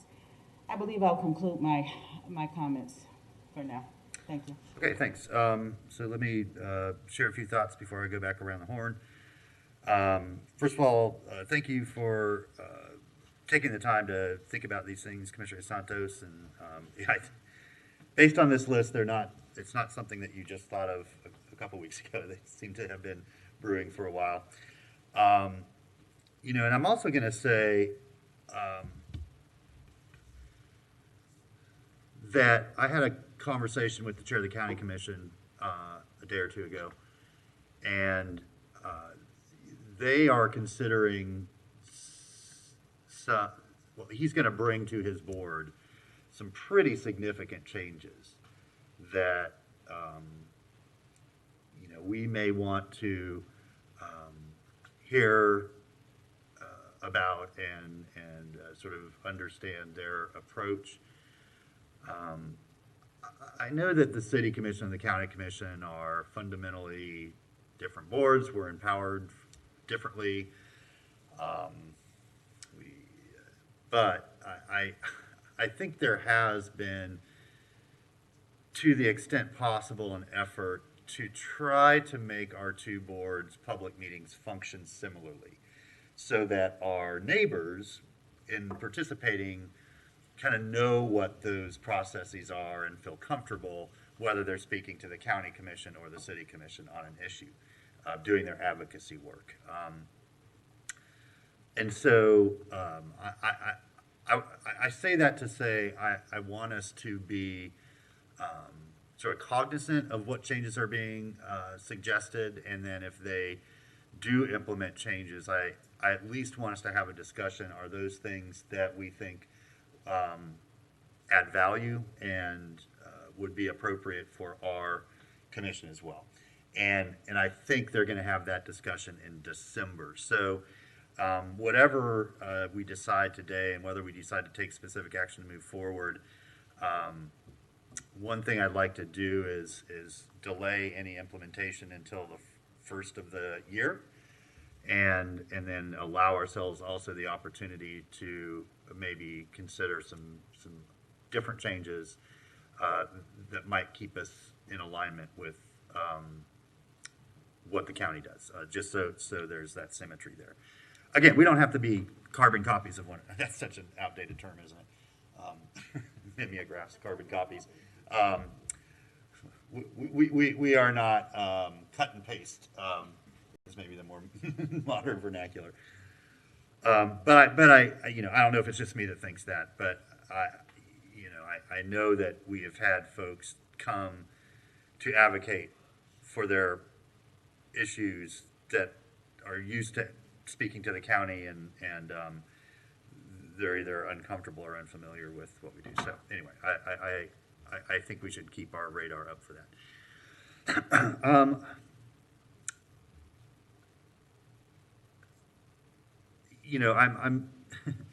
going to support whatever the majority supports. It's my role to administer the rules that are adopted by the commission, and I do my best to do so. Commissioner Ward, you're right, it's not always easy. For example, someone staying on topic. If someone starts their comments on topic for 15 seconds and then veers off into something completely unrelated and then ends on topic, well, I don't know. I don't want to use everyone's time arguing the points of whether someone's clearly on topic or not. It's a winless battle for everybody. And so I will, what I think I can do is, as we open public comment, not general public comment, but as I open public comment for any particular item, I can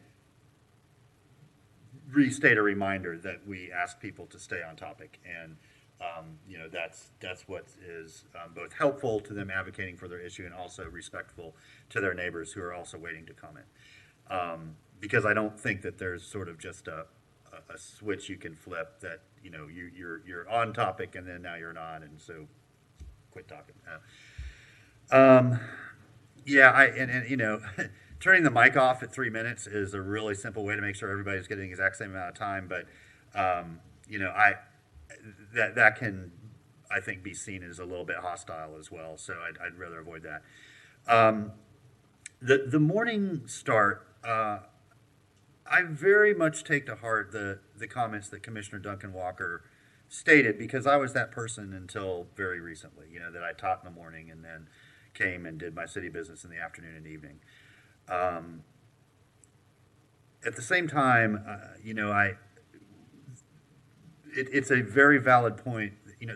So when we talk about people working and having access to our meetings because of their work schedule, we have such a huge population of our city. They don't work at a 9 to 5 or an 8 to 4 job. They work at. We've got all these folks at the hospital that work overnight. We've got all these service workers, and so, I think having our meeting start earlier and then reserving items that are incredibly impactful and a lot of people want to participate in the evening, which I think I'm going to ask in a sec. I think we're required to anyway with any of our sort of land use and quasi judicial stuff, ordinances and resolutions need to happen after 6. But I want to get some clarification on that. But I do think it would be a benefit to our community, to our staff, and to us being able to take the time to fully discuss issues without feeling like we're going to pay for it later in the meeting, because absolutely nobody makes a good, I shouldn't say that. Nobody makes their best decision at 10 at night or 1 in the morning. And it's not fair to our neighbors to ask them to stay till 10 or midnight or 1. That's, that is so much more a disservice to the public process than, trying to start earlier and end at a reasonable hour. And for a long time, our meetings were ending at a reasonable hour, but we've just, as we take on harder and harder work and the conversations become more difficult, I see us being challenged to address some of those major issues at an hour that is reasonable for everybody, especially folks with kids and that the group whose energies and attention is pulled in a million different directions all the time. I'm fine keeping public comment at the beginning of the meeting. I think those changes, beginning of the meeting, 30 minutes, and that I think works fine. I think with the consent items, first of all, what I'd really implore my colleagues to do is ask for items to be pulled from consent before agenda adoption. Each of you has the authority to do that, and that way they will appear on the regular agenda list. And second is we could certainly, if somebody feels the need to pull something at agenda adoption, we can be explicit about where we place that on the agenda. So we could say, pull these from consent and place them first on our afternoon agenda or morning agenda, if that's what we end up doing. And so I don't think we need to carve out a special section. We can just be a little bit more explicit about that when we do the adoption. I want to keep consistent with 3 minutes. Now, I will say that, and this rarely happens, but it is not only the right, but the responsibility of the chair to reduce the amount of time each person speaks if we have an inordinate amount of folks that want to comment on something. It's just respectful to the neighbors making the comments that they're not waiting around for hours to make their comments. So, certainly if we have 50 people or 75 or 100 people that want to comment on something, reducing that to 2 minutes or 1 minute, and that is done through the discretion of the chair. I do. I know the cost, but I don't know. With the telephone participation, I very much saw last summer and sort of going into last fall a bunch of folks participating in our meeting that never had before, and it was really refreshing. I mean, and I really felt like, wow, this is going to add a whole new sort of dimension to our public meetings, because we're just going to hear from a broader diversity of neighbors. I don't feel like that's the case anymore, but I don't know that that's a reason to get rid of it. I certainly think for the mobility challenged, this is an opportunity to participate in our meetings in a meaningful way that they otherwise wouldn't have. And so I'm unlikely to want to move away from that, at least right now, and kind of see, especially as we, hopefully emerge from COVID in a more reasonable, way. We have more seating and it's safer to show up indoors and participate in meetings. Then I, may be willing to reconsider that. Speaker cards, yeah, we were getting ready to do that, and then COVID hit. I think the clerk is ready to. I think that just really would help with the orderliness of the meeting, and I would ask the clerk to sort of reinstitute that again, maybe after the first of the year, while we can take time to help people through that process. Language inclusiveness is a must. We've got to do that. We got to, again, I think those recommendations are going to come back to us, but that is that's not a should we or is it a good idea. It is an absolute necessity to make sure that all of our neighbors, regardless of their English proficiency, are able to fully participate. Yeah, I think we can go back to no general public comment on special meetings and workshops. Again, that the attorney in the past has been very clear, like, we schedule those meetings for a very, very specific purpose. And that's the thing that we should address, whatever those meetings were scheduled for. I'll try to do my best with folks being respectful. Unfortunately, usually by the time somebody's been disrespectful, it's already happened. I am not a precog and can't anticipate it happening. But again, I think a gentle reminder by me at the beginnings of when I'm calling meetings to order could be helpful. And that's something I can do, I think, without any specific direction. And yeah, Mr. Nee, if you could help me with two things, how much latitude do we have in our ex parte responsibilities for things like zoning issues? And then the second, what is required by state statute as far as hearing things in the evening or after 6 o'clock versus what is just simply our rules or our tradition? I'm thinking specifically of things like ordinances and resolutions. Yeah, and thank you, Mr. Mayor, and that's exactly what I was sort of scrambling to look at right now as to whether, I know there are certain things that are heard after 6 and they're required to be so. I'm not confident in a comprehensive list of that and to what extent those matters are part of our tradition, those are required. I feel more comfortable if I could report back to you with a more definitive answer so as not to give you something you can rely on that's erroneous. And as to the ex parte communications, I think, absolutely you want to keep, when it comes to your quasi-judicial matters, you need to keep that to an absolute minimum as much as possible. You're going to have to disclose them. I took to heart Commissioner Ward's comment and made a note to myself that it would be nice if you had sort of some standard language that you could provide to people that could make them aware of the consequences of improper communication like that and the necessity of reporting them and making them widely known. And obviously, no such discussion should ever play a part in your determinations.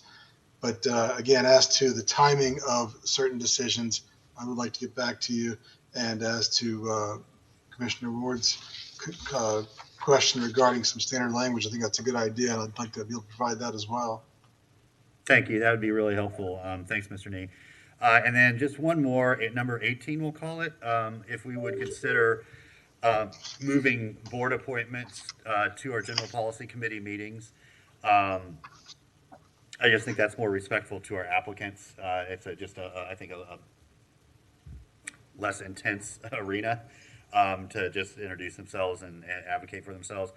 And then finally, this is something I brought up at a meeting, a general policy meeting a few months ago, and I just wanted to plant the seed. Now I've let it germinate, but I would like to consider a meeting once a quarter, general policy meeting once a quarter, where we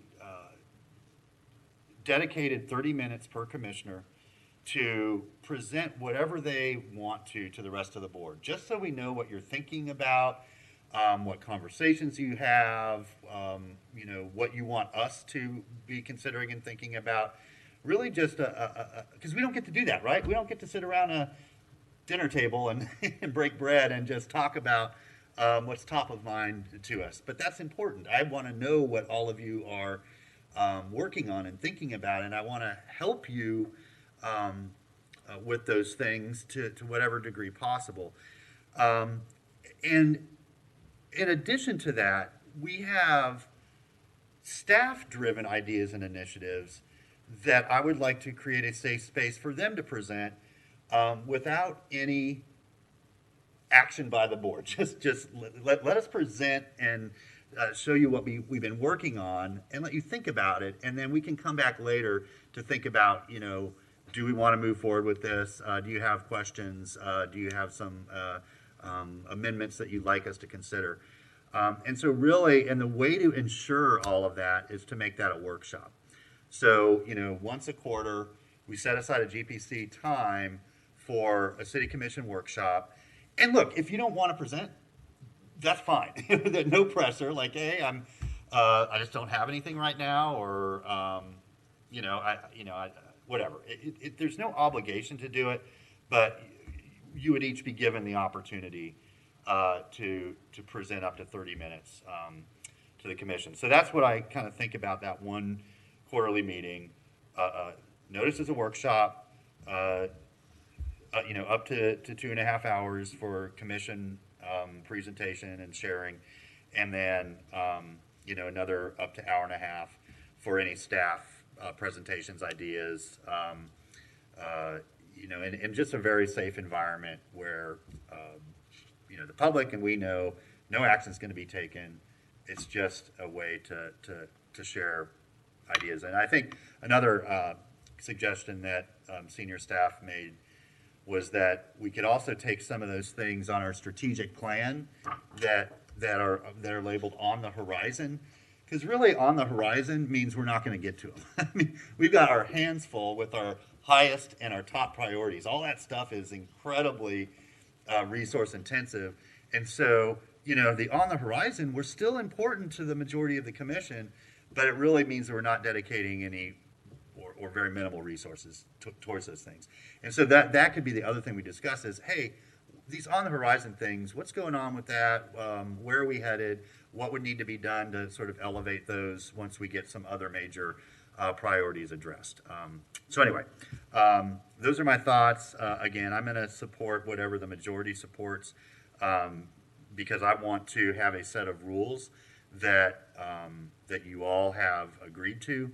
And then, it'll be my job to administer those rules to the best of my ability.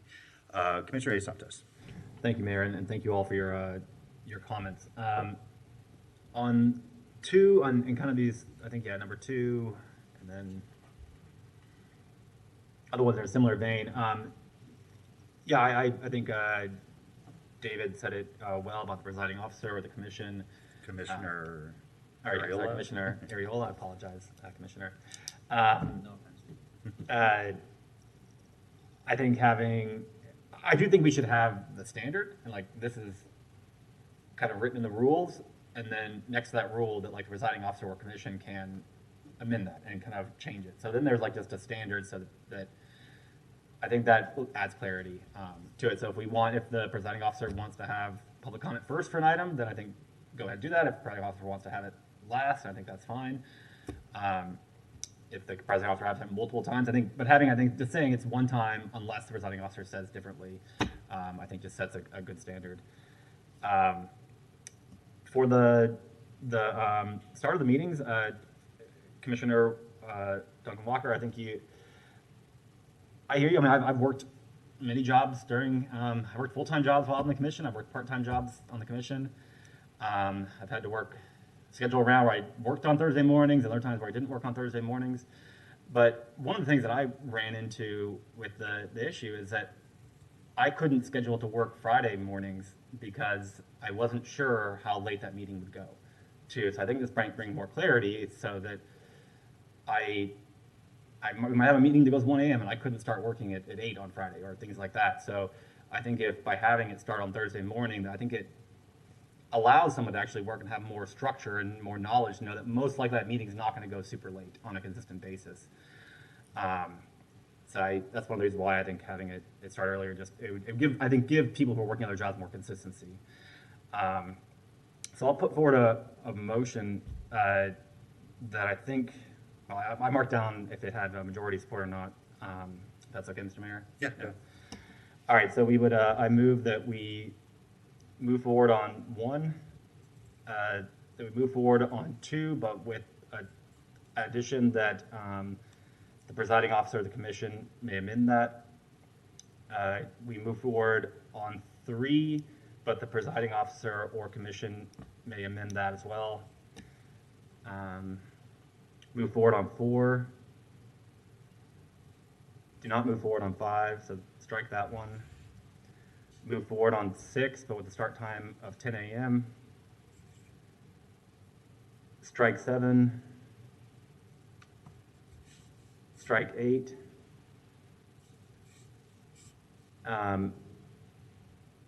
Move forward on 9, but presiding officer may amend. Move forward on 10, strike 11, strike 12, move forward on 13, move forward on 14, move forward on 15, move forward on 16, that we have staff come back to us for a discussion on ex parte communications for 17.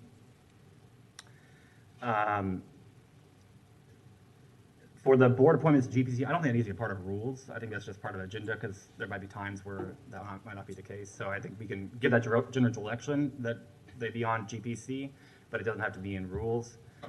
And then the other one on items that are removed by the mayor from the agenda don't show up on that agenda as well when it's printed off of the day of the agenda.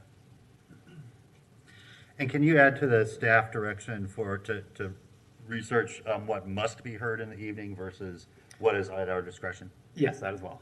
Okay, is there a second? And we'll split out stuff, obviously, if folks want particular items split out. I think that was probably a foregone conclusion, but I'm happy to do that. So if you'd like particular items. And before I get to you, Commissioner Sacco, Commissioner Santos read off the numbers, but what I'm going to do is give a brief synopsis of what is in the motion. So adopting our consent and regular agenda at the same time,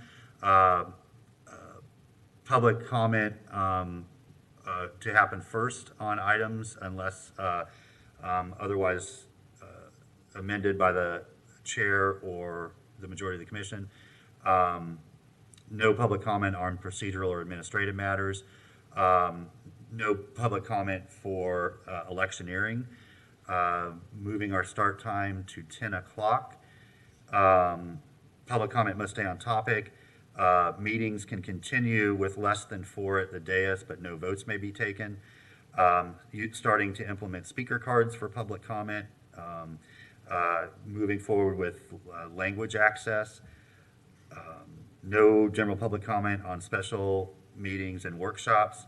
No disrespectful language or gestures.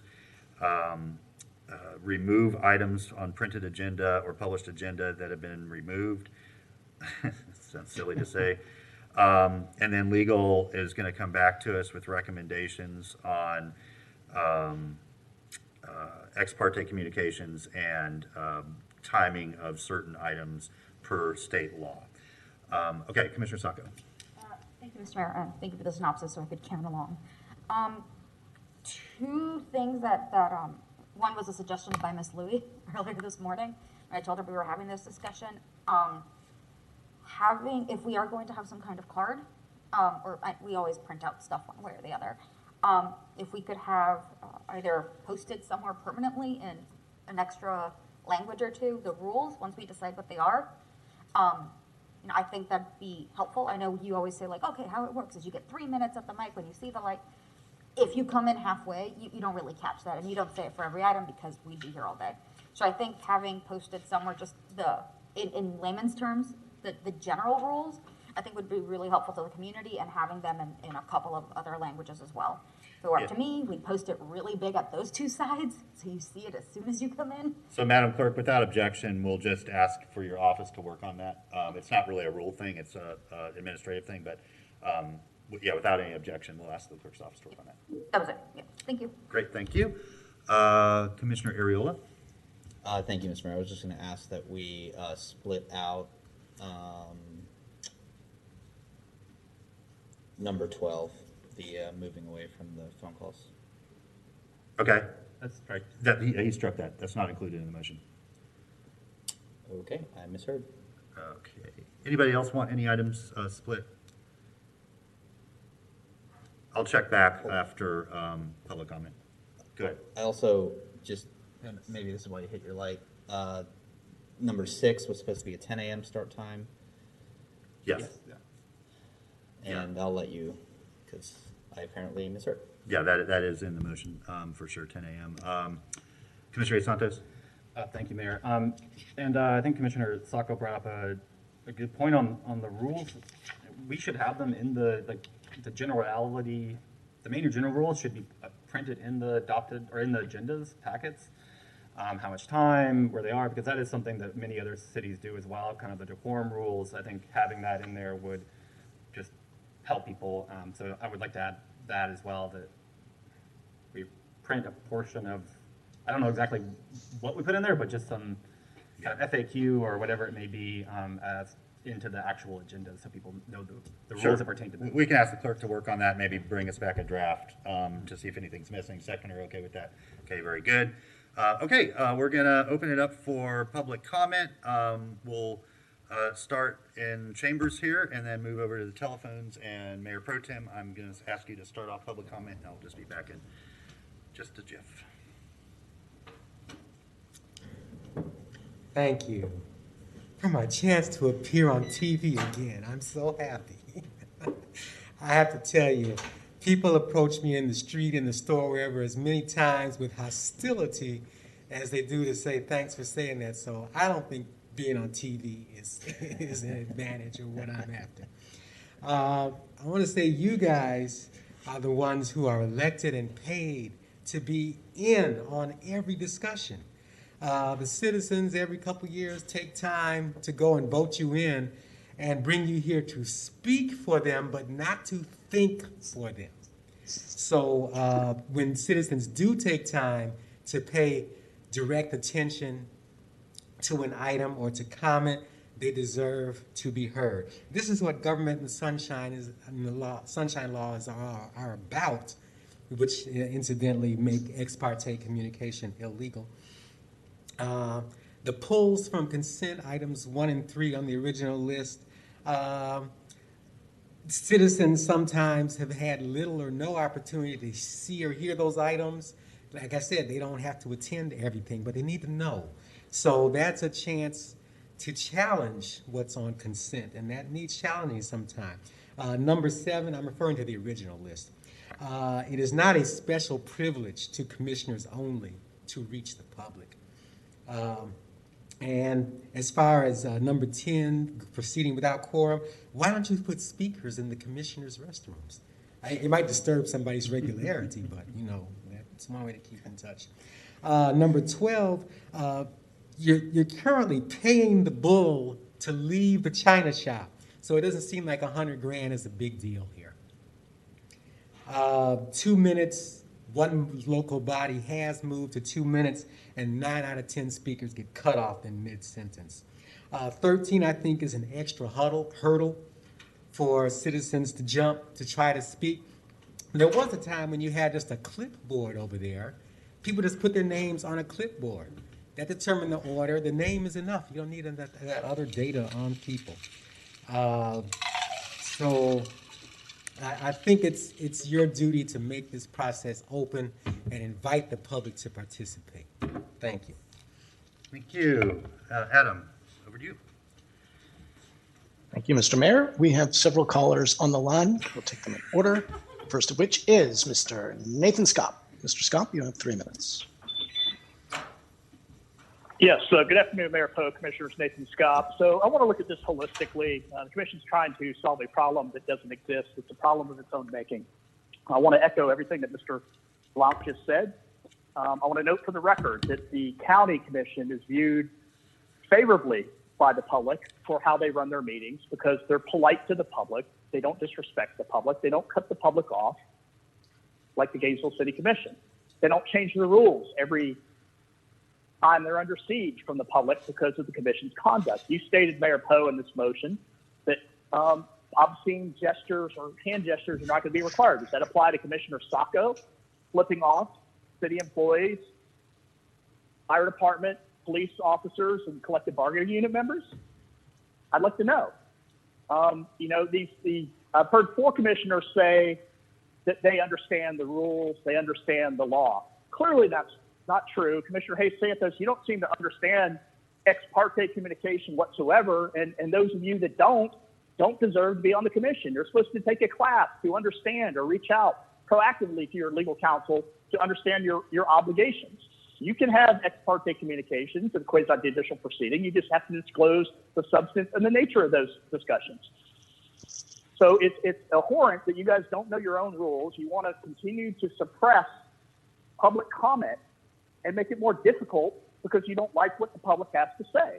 And that's just utterly ridiculous. The only one that had any really constructive input and was the most succinct on this issue was Commissioner Desmond Duncan Walker, who continues to show that she's not willing to suppress public comment. She wants to hear from her constituents.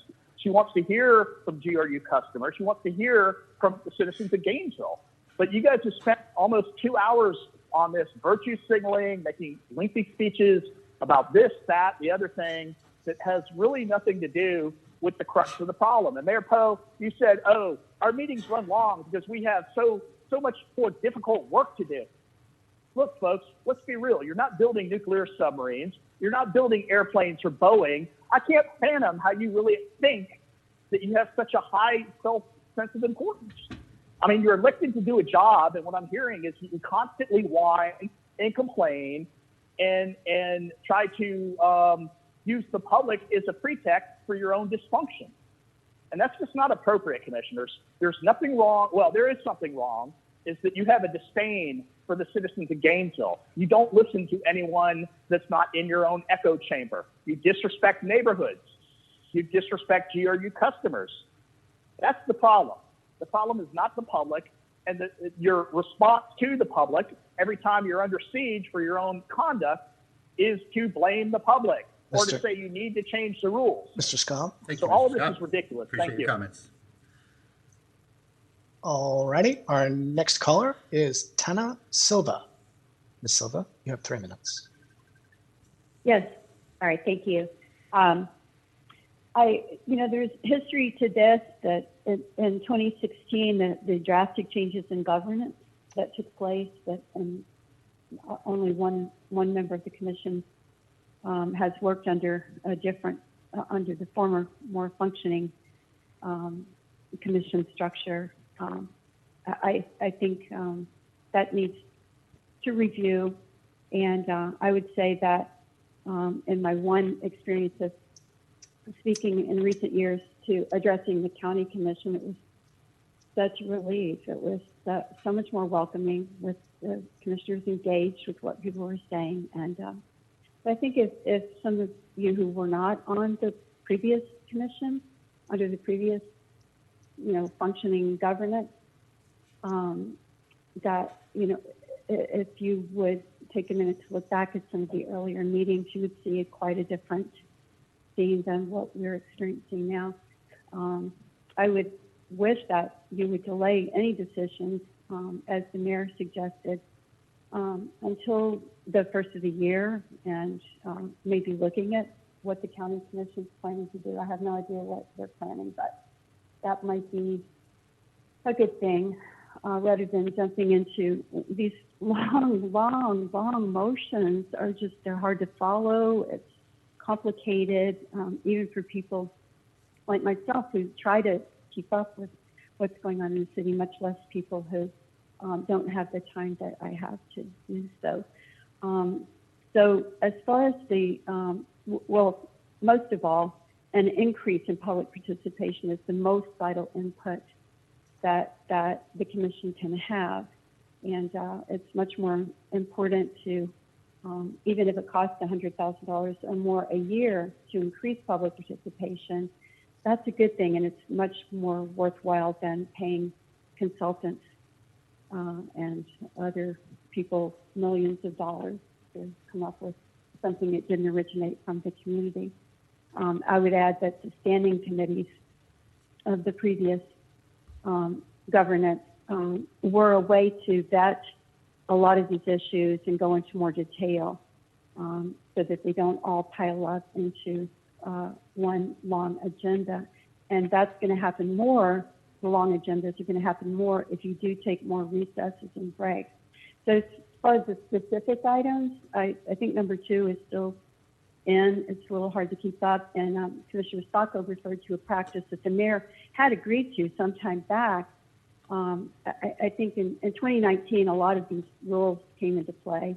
But at some time back, the mayor agreed to invite public comment on items before the motion. Mr. Follow. Motion is made. Mr. Follow, we're kind of over time. My time is up? And Miss Silva, Okay, you are sorry. correct. And then COVID kind of hit, and we were all scrambling just to figure out how to conduct public meetings at all that were reasonable and inclusive. But you were right. I had started moving public comment at the beginning of the item after staff presentation, and I'm absolutely happy to get back to that. Adam, next speaker. Thank you, Mr. Mayor. Next speaker is Darlene Pafalo. Ms. Pafalo, you have 3 minutes. Thank you, Commissioners. It's been an extremely interesting meeting. A few things I want to hit on since I only have 3 minutes is, number one, I believe that you should start earlier, that's for sure. One of the things that I think all the commissioners up there should really watch the county commissioners, because the county commissioners are very easy to watch. They don't interrupt, they don't make faces, they listen to people, they really do, and they don't cut people off in the middle of a sentence, which I've seen, and I have also seen where some of the commissioners there have, after the people have talked, maybe in person or on the phone, made slide remarks. And that, just because you don't want the people to do slide remarks, I don't believe the commissioners should do it either. I think your body language also, I think all the commissioners there should put their smartphones down and not keep looking at them. I think that's really important, because that looks like, I don't care what they're saying. I'm just going to do what I want to do, and I'm going to text this person and text that person, which is ridiculous. And the last thing is, I believe one of the motions, part of it, I can't read it on the television there, but it says, all the commissioners should be there for a vote. I called in the other day when the commissioners were talking about an issue about abortion, and when I looked at the screen, the 2 women commissioners were not there at the dais, and you took a vote, and all the commissioners were not there. So I think you should not take votes if the commissioners are present and just leave the dais. I think that's important. And last, probably, but not least, I could go on for 15 minutes here or more. I think it's very important to listen to the people and not just win them off. Believe me, I talk to a lot of people that I know, and I say, I didn't know I could call in to the commission. Yes, you can. Oh, really? I never knew that. So I think that's important. If you want more people to get involved, if you want less people to get involved, you cut off their time and cut them off in midstream and have no public comment on anything. But I think what you're trying to do is more positive. I want to hopefully leave it that way and put a smile on everybody's face when they hear citizens. And please just put your phones down. If you want to take notes, that's one thing when somebody's speaking, but your body language is extremely negative. Thank you, commissioners. Thank you, Ms. Pafalo. The last speaker we have in the queue, at least for the moment, is Debbie Martinez. Ms. Martinez, you have 3 minutes. Yes, thank you for taking my call. County commissioners understand the true meaning of being citizen-friendly, even when residents do not always agree with them. County commissioners would never try to blame their failures on residents. Residents are not creating lengthy city meetings. Members of the city commission are the ones responsible for the lengthy meetings. You are the ones who overload our city meetings with too many agenda items. You are the ones who speak in great length and constantly repeat yourself. I have been participating in city commission meetings since 1994, and there have always been small groups of citizens who participate in meetings, holding our elected officials accountable. And members of the city commission never complained about them. This is common practice throughout the country. Not everyone has the time, interest, or comfort level to participate in public meetings. Ever since 2009, when you, Mr. Poe, and members of that city commission voted for the unnecessary and fiscally irresponsible $3.1 billion biomass tree burner contract, the worst utility contract in the country, members of the city commission started working overtime on reducing public comment in an effort to what I believe was to try to silence citizens because they were exposing you on your reckless and fiscally irresponsible policies. I urge you to please stop spending so much time and our money making it difficult for citizens to express themselves at city meetings. Less restrictions, not more restrictions. These are public meetings, not your private meetings. You don't have to agree with residents, but it is in your best interest to make it easier for them to speak and be heard. Thank you. Thank you, Ms. Martinez. We do have a few more callers, Mr. Mayor. The next in the queue is Armando Gomez. Mr. Gomez, you have 3 minutes. Thank you. So a couple of things I've heard during this dialogue was interesting. First and foremost, I heard, well, you know, there's decorum. And I don't know if one of the commissioners did or didn't. I didn't quite hear. She stated, I guess, decorum was here, but most of you all, the majority I'm hearing is decorum is just a one-way street. And the mayor mentioned that decorum is when it comes to the citizens, but never is the conversation directed back at the person in the mirror. Is decorum amongst yourselves, even how you treat one another. So that's rich. And the other interesting thing is, you know, I couldn't disagree more with you, Mr. Mayor, that when you start have meeting times, when they start, but the job is incumbent upon you to do agenda management. Most big cities don't go until 10, 11, 12 o'clock at night. And that's something you could work with your incoming city manager about how you do management. Many cities, even in South Florida, don't go this long. It's absurd. So this is something that you all do amongst yourselves, that you all could police amongst yourselves. So if you can't get everything done in the agenda, you have a hard stop, have a hard stop. But that's something you all do, and it's by your own measure. It's something you're in control of. So agenda management is you as the administrating presiding officer of that meeting. That's on you. So it's not incumbent upon public comment. It's on you. What's on your agenda? If things are being brought forward at the last minute or we have to get it done now, that's a management thing. That's a conversation you have with your city manager. That's also a conversation you as commissioner should have with the mayor who oversees that meeting. So it's not incumbent looking at us. You need to look inward. And accountability and in transparency, Mr. Mayor, look at yourself. Because I don't ever hear any of you all taking accountability for anything that you all do. It's always somebody else. It's the boogeyman. Or some of you want to do when you do things, whether it's sticking middle fingers at people, it's everybody else's fault. So decorum starts at you, and accountability starts with you too. So start looking at yourselves too, because you all got to own a lot of the stuff you do. Goodbye. Thank you, Mr. Gomez. We have Joe Beatty next. Joe, you have 3 minutes. Hello. First of all, in an effort not to repeat what's been said, all the speakers that went before me spoke very well to many of the issues. And it's interesting to note these are people that have been in the room for over a decade and who have watched the city commission and how it's operated and how it's devolved, and how citizens have been systematically taken more and more out of the equation. And contrary to what I've heard Mr. Poe say about citizen participation, the ones that are in the room, that do the studying, that read your backup, that give thoughtful consideration, they need to be heard. Not everybody needs to be heard, but we certainly don't need to be dismissed. Now, I'll try to make these bullet points. First of all, I think that this motion should be voted on by each item individually so that the citizens know where each of the commissioners stands on each and every of these items. Don't put them all together and just pass something and pull one or two out. Let's hear where you stand on each and one of these attempts to really stifle our input.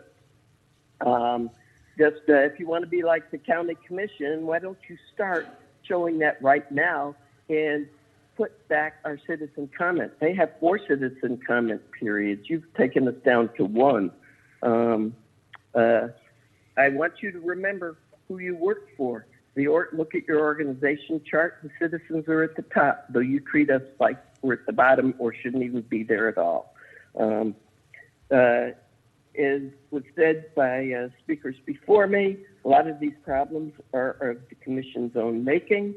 I don't think you need to adopt any of these rules. You just need to return to the rules of earlier commissions around 2010, 2000, maybe even up to 2012, when things were civil and we were respected and trying to work towards the common good.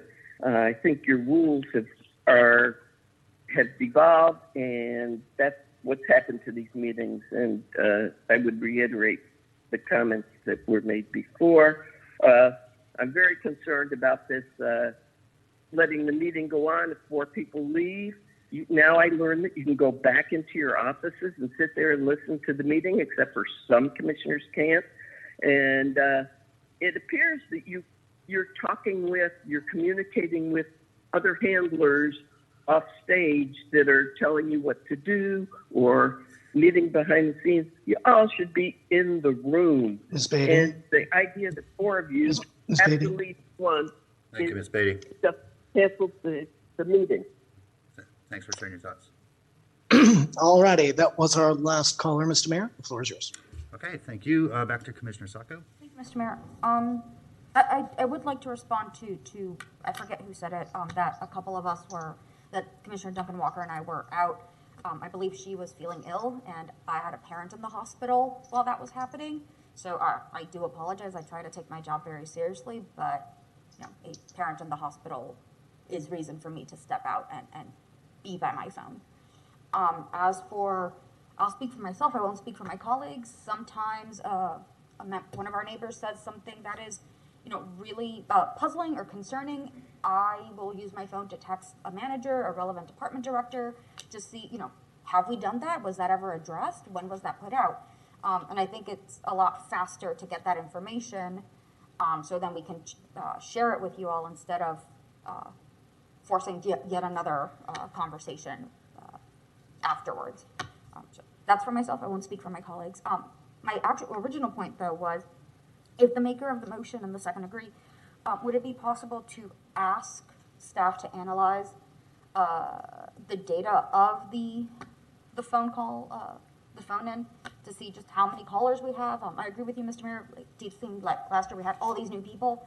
I just kind of want a preliminary analysis of general trends of calling in and numbers of folks who call in, if possible. Thank you. Maker of the motion? I'm okay with that amendment. Second? Okay. So Madam Clerk will add analysis of our telephone participation to come back to the commission for discussion. Or, we could even provide that memo, and then if we wanted to bring it up. Yeah, probably just a memo to the commission, and then if we want to bring it up at a meeting, we can. Okay, it's my understanding that nobody asked for anything to be split out, right? Because 12 is already removed. Okay, all in favor of the motion signify by saying aye. Aye. All opposed? Nay. That motion passes 5-1 with Commissioner Duncan Walker in dissent. Okay, up next we have our administrative session. Mr. Folston.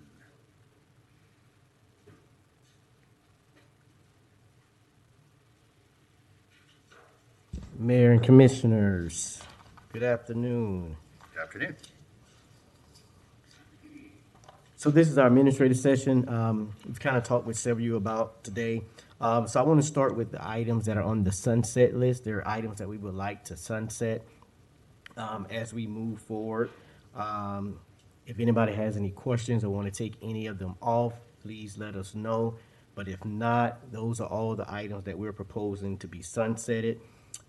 We also have another document that was in the backup that dealt with non-swim lane items. So as we move forward through GPC, Mayor and Commissioners, we would love to know kind of what we're thinking in terms of scheduling moving forward in terms of swim lane items. So swim lane items for the public and for commissioners, again, would be those items that come through the policy process. So research requests, and then to outline what phase is it in. Is it coming back to GPC? Is it scheduled for GPC? Is it now at the staff analysis phases? And each one of those phases. Non-swim lane items I included in a separate document because we wanted you to be able to see in the past there were items that you guys heard at GPC that had nothing to do with the policy process. And there's a list of them here. GPD update comes to mind, wild spaces, public places, and et cetera, and other things. As well as, for example, you guys just made a motion for information to come back. I'm assuming, and this is me asking really, Mayor, that that information is going to come back at a GPC meeting or at a regular meeting. So that's something I would like you guys to clarify for me as well as we move forward in the process. That way staff will know when they schedule GPC, hey, it needs to be these items. And if it is not these items, get with the mayor or whomever else to see if they want to add anything. But I thought the intent was previously was to not add anything that's not in a swim lane. But I wanted you to see, though, that there was things that came back to GPC that are not in swim lanes, that if you're not bringing them back to GPC, you may need to discuss when do you want them to come back before you. The next document that we had for you guys in your backup is a swim lane document that goes through the phases. So it lets you know what's in phase 2, what's in phase 3. Phase 3, if you guys remember, is timeline development phase. And you guys know that we came back to you with a new process flow. So this enables you to know, or even the public to know as they're looking through the backup, hey, this is where my item is. I don't even have to call anybody per se or email anybody. I can look at the backup and see, hey, my item is at full staff analysis.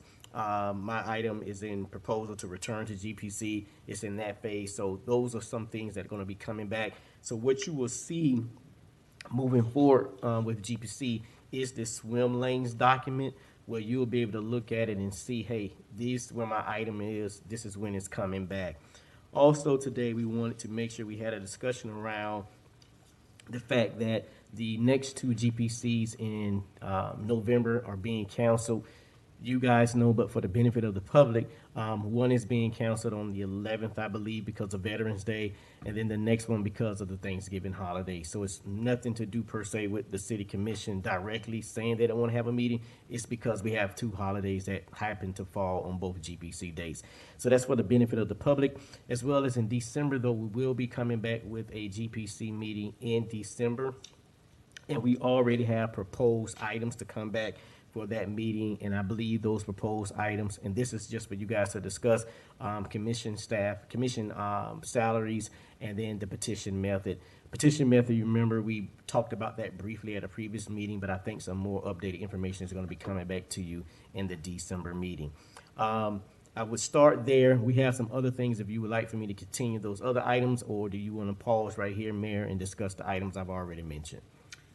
Any questions or anybody want to share any thoughts on what Mr. Folston has suggested, which if I could just summarize, sunsetting the items that are on the sunset list, removing the non-swim lane items from future consideration for GPC. Those are being handled in-house, in other parts of the organization. Yep. Then we'll get the swim lane update, and so we can use that to track progress. And then finally, as far as agenda for our December GPC meeting, it would include the salary discussion, the petition option for elections, as well as any board updates that are ready. Yes, sir. At that meeting. Okay, you do have a few folks. Commissioner Ariola. Thank you. I appreciate the organization for this administrative session. It feels like we are going to set ourselves up for success. I'm in agreement with scheduling those swim lane items for December. I would like to ask that we, on the sunset list, I would just like to get an update. Basically, there's 3 items that I want follow up on. I don't know exactly if I'm swimming or if I'm not swimming. Treading water. But number 1, the annexation survey that we sent out, is that going to be done in time for December? Do we know? I believe that one's in the house of the city manager. So I'm happy to answer that. So we are working on the questions so that we can circulate that back to the commission, but I do not believe it'll be ready for your GPC meeting in December. Okay. If the commission wants it in December, I'll pass that on, and we will do our best to get it there. Thank you. The reason why I bring it up is because, if the commission wants to put annexations on the 2022 ballot, sooner is better. But I want to make sure that we have ample time for that survey to get out so we can have a better understanding for where those efforts could be most successful. So I just wanted to bring that up. Second, yes, sure. If I could just interject. So the annexation questions would not go on a ballot in that sense. The annexations are done through mail ballots that are mailed out to the appropriate voters in that case. So they don't have to coincide with an election date, in other words. They can be mailed out at any time. I understand that. I think it'd be cleanest to try and coincide with an election date. So for example, you get your ballot says vote for governor, vote for senator, vote for Congress. And then at the end of the ballot, you have your annexation question. I just think that's cleaner. The problem is under state law, and Mr. Nee could probably talk to this, it's not tied to electors that get to vote. It is tied to properties. And so the audience for the ballot is different. Can you speak to that, Daniel?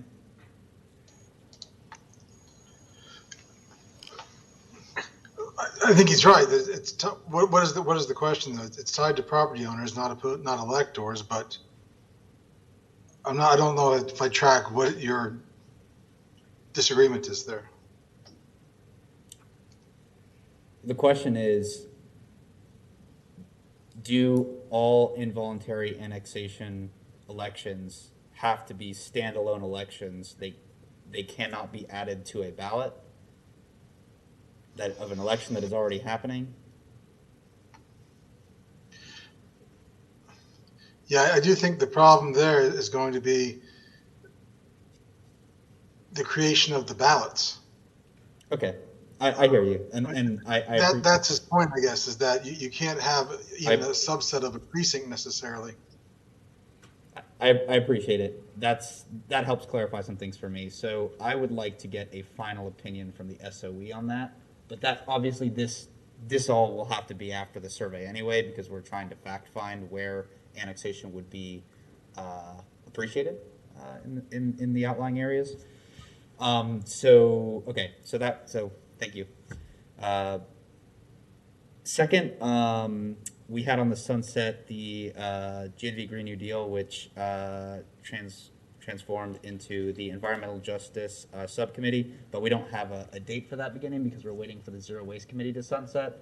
So I just wanted to make sure that we did not sunset that concept because we still haven't taken the necessary steps to stand up that committee, which this commission voted to do.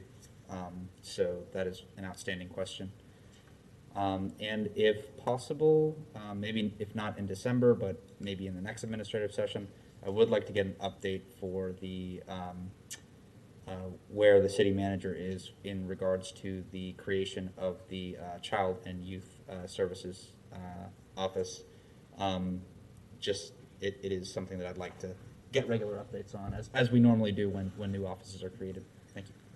Yeah, that seems like a reasonable ask to get an update on where that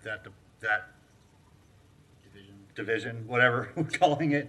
But the youth services item is at that second week in December. Is there any reason we can't do that, Mr. Feldman or Ms. Curry? I know she's probably in there with you. Yeah, we will. We'll make sure that the commission gets regular updates. Our plan was initially do it by memorandum, but if the commission wants presentation on it, wants to. I think for December, since we have some time, and it'll be the first pass since we approved that funding. Let's go ahead and put it on that agenda. Moving forward, it probably could be done through a regular update. Yeah. Okay, that's good. And then Mr. Folston, the second item that he mentioned about that subcommittee, I think that what I'm hearing is the ask is it's fine to have it on the sunset list, but it does need to come back to the commission to power and embody that committee. So as long as that's still happening, then that's fine, but it's just, right? I mean, we just have to make sure the committee is created. Basically, yes, I think we just said it differently. The commission gave direction to create the committee, but a date has not been set for that committee to meet. Right. And we have to appoint members, of Right, course. right. So that just needs to make sure it gets on a city commission agenda to appoint the committee members, and then that committee can work with DAs to start scheduling meetings. Yes, So sir. that seems pretty straightforward. Okay, very good. Thank you. Commissioner Santos. Thank you, Mayor. For the swim lane versus, like, discussion of wild space in public places, I think is a GPC thing that we're getting into the policy. It's a deep thing of what projects we're gonna do and things like that. I don't think that works as well in a setting like this. And I guess that's one question I have for the Mayor. Are we gonna move back to the, kind of roundtable for GPC, or? It is very much my desire to do that. I think the whole purpose was we sit around a table and look at each other and talk to one another, as opposed to being the way we are up here. And so, I think maybe December we'll stay up here, and then starting next year, as long as we can make it safe, which I think we can, that we'll do that, yeah. So we have been having some committee, like the Zero Waste Subcommittee meetings, been down there, and I think it's worked fine. I would ask if we just, in December, to have a meeting down there instead of up here, if that's amenable to you. But yeah, so the swim lanes, response swim lanes, I mean, there's times, we ask for the GPD update, there's sometimes we ask for things, and the wild space is one item where that is like a policy discussion of where are we gonna put parks, and I think works better in a roundtable event. As for the meeting in December, I would like for us to consider the petition method for elections. We gave direction to that. My worry is December is too late. I think that should be put on a city commission agenda, just if there are any kind of clarifying questions in November. Because if we are going to move forward with that, we need to give as much notice as possible to the public. And I think just that is putting too much of a delay. We've given direction already on it, so just be bringing it back. Yeah, to clarifying that's fine. We can put that on the 18th. That's reasonable. I would like for us to consider removing the salaries discussion from December and putting on two different things. I would like for us to discuss city commission subcommittees, and then also city commission staffing. But I don't know what the rest of the. I'm more than happy to not talk about salaries. Okay. It's just not a discussion I'm into having right now. I'm seeing a lot of nods too. So adding discussion of subcommittees, and then adding discussion of the city commission staffing. Okay. And removing the salary discussion and removing the petition discussion. So. Yes, sir. Okay. Commissioner Ariola. Thank you. I forgot to also mention that I appreciate your suggestion. I would like us to set aside time to have, we can call it commissioner presentations, commissioner questions, commissioner updates, whatever we want to call it. But I think setting aside that 20-minute period, and of course, if commissioners want to give way to staff or other commissioners to share that time, I think that would be really good, because sometimes you need a break from the process. The process is there for a reason, but it is not always conducive to the brightest ideas. Thank you for that. And yeah, I like to think of it as the on the horizon meeting. Right. I just so often wish I could hear what y'all are thinking about. And sometimes I do, because sometimes you publish something, not all the time. Do I want to hear what's... I'm going to go on a tangent here. My daughter and I have been reading this series of books where certain dragons can read other people's minds. And so we got into this. She asked me, "Would you want to be able to read people's minds?" And I'm like, "No, I do not want to be in people's minds ever." However, with our work, if someone publishes an op-ed, I've been staying off social media for the most part. Because I don't find that a conducive place for constructive conversation. I just think we would all benefit hearing what positive things each of us are thinking about and working on. So anyway, thank you for considering that. Commissioner Santos? Yeah, thank you, Mayor. And one thing I'd like for us to consider, since we've moved to fall elections and new commissioners come in January is kind of the new schedule, that instead of using a physical year for when we reset the policy process and even our calendar, we use the calendar process. So, and when we appoint new committees and we kind of sunset things, we do that in January so that the new commissioners are the ones who are deciding kind of what moves forward. So just kind of pushing everything back 3 months, because I think that would just align better for kind of all the commission-related things in that nature. Thank you, Mayor. Yeah, that's probably one of many adjustments we're going to need to make with the new swearing-in date, and that we'll have to kind of be aware of those as we get closer to that first class of fall elected officials. Commissioner Ward? Thank you, Mr. Mayor. Just briefly, to echo Commissioner Ariola, the idea of having that space to talk about ideas is a big, big deal for me. We tried in 2017 and 18 where we had some noticed meetings in the basement where we just talked about ideas. And that was too much to have regularly noticed meetings for, but it met a real need. So I feel like in most of the time at GPC and certainly always at commission meetings, whenever we speak, we feel pressure to make a motion or to speak to a motion. And to have an opportunity to say, I talked with, this neighborhood and they made me think about this thing. And so I'm thinking about turning that into something we can move forward with. What do y'all think? Is there an appetite for that? That's incredibly valuable. So thank you for putting that out there. That's very useful, I think. And more than once a quarter. Yes, yeah.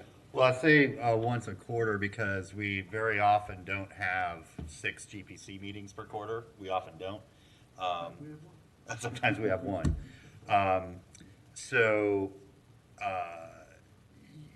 I think when we get to our administrative session in January, let's pick a date out of the ones we have that quarter and do that. And again, no pressure. If you don't want to do it, that's fine. But at least to open up the opportunity. Commissioner Sacco?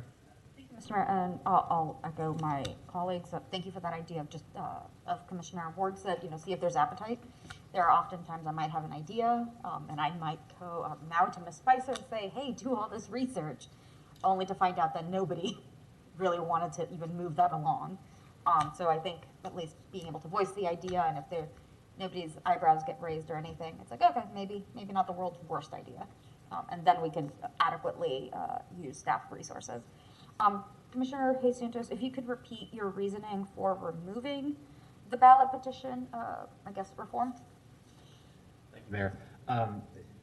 Was to place it on an earlier regular agenda. We have given direction. My understanding is just kind of some clarification on things. And if we are going to make changes, we need to make those sooner rather than later. Okay, I was a little confused as to why, but if it's to move earlier, that's fine. I agree that it needs to be earlier rather than later with an election coming up. But I think we made this point the first time we talked about it, that we can set it for the next election. It does not, we're not obligated to have it ready for August of this year if it looks like it'll be too tight. Thank you, Mr. Mayor. All right, thank you. Mr. Fulston, is there any other direction that you needed? I think we have an agenda. Yes, sir. With those, no. So I've checked those off. The other 2 that we have left, Mayor, is the City Commission General Policy Committee calendar, where we've set the recess dates. So the next conversation that I have before you right now is us looking at the recess calendar to discuss recess dates. This is the calendar that the clerk's office put together for your review for potential recess dates as we move into the next fiscal year. As well as keeping in mind that here in November the 16th is the Gainesville special city election, and January the 25th is the possible runoff date. Also understanding that next year in 2022 is August the 23rd, as you guys know, is the general election in 2022, and then November the 8th is the runoff election in 2022 as well. So this is the proposed recess calendar date. And we took into consideration the spring breaks for the UF and the Alachua County as well in these dates, but this is just to have a conversation around for you guys to decide what would you like us to do. Okay, thank you. Commissioner Ward? Thank you, Mr. Mayor. So these are too many breaks. What we're looking at with what's our backup, the ones that we had this year set us back and created a 54-page agenda on at least one occasion. I don't want to do that. Some of them are absolutely necessary. We're going to have a holiday break or a winter break. We're going to have a summer break around July 4th. I don't think we need the March 19th to April 3rd break. I just feel like that's a little, I understand that staff appreciates it because it's a meeting where we're not creating things for you to work on. So I'm empathetic to that. But our agendas just back up so much when we take so many of these. For the election recesses, you know, maybe no meeting the week of an election, but you know, beyond that, I'd rather stay as much on task as possible. Thank you. Commissioner Sanchez? Thank you, Mayor. And I'm not sure, are you looking at the staff's one or my proposal?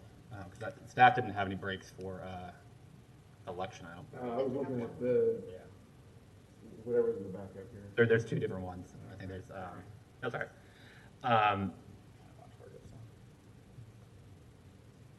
So one thing I think we should just set all the way through winter of next year instead of just doing the fiscal year, because we have the new commissioners that are coming on in January and they can decide kind of what they want to do. I'm fine removing some and then lessening in some. I just think having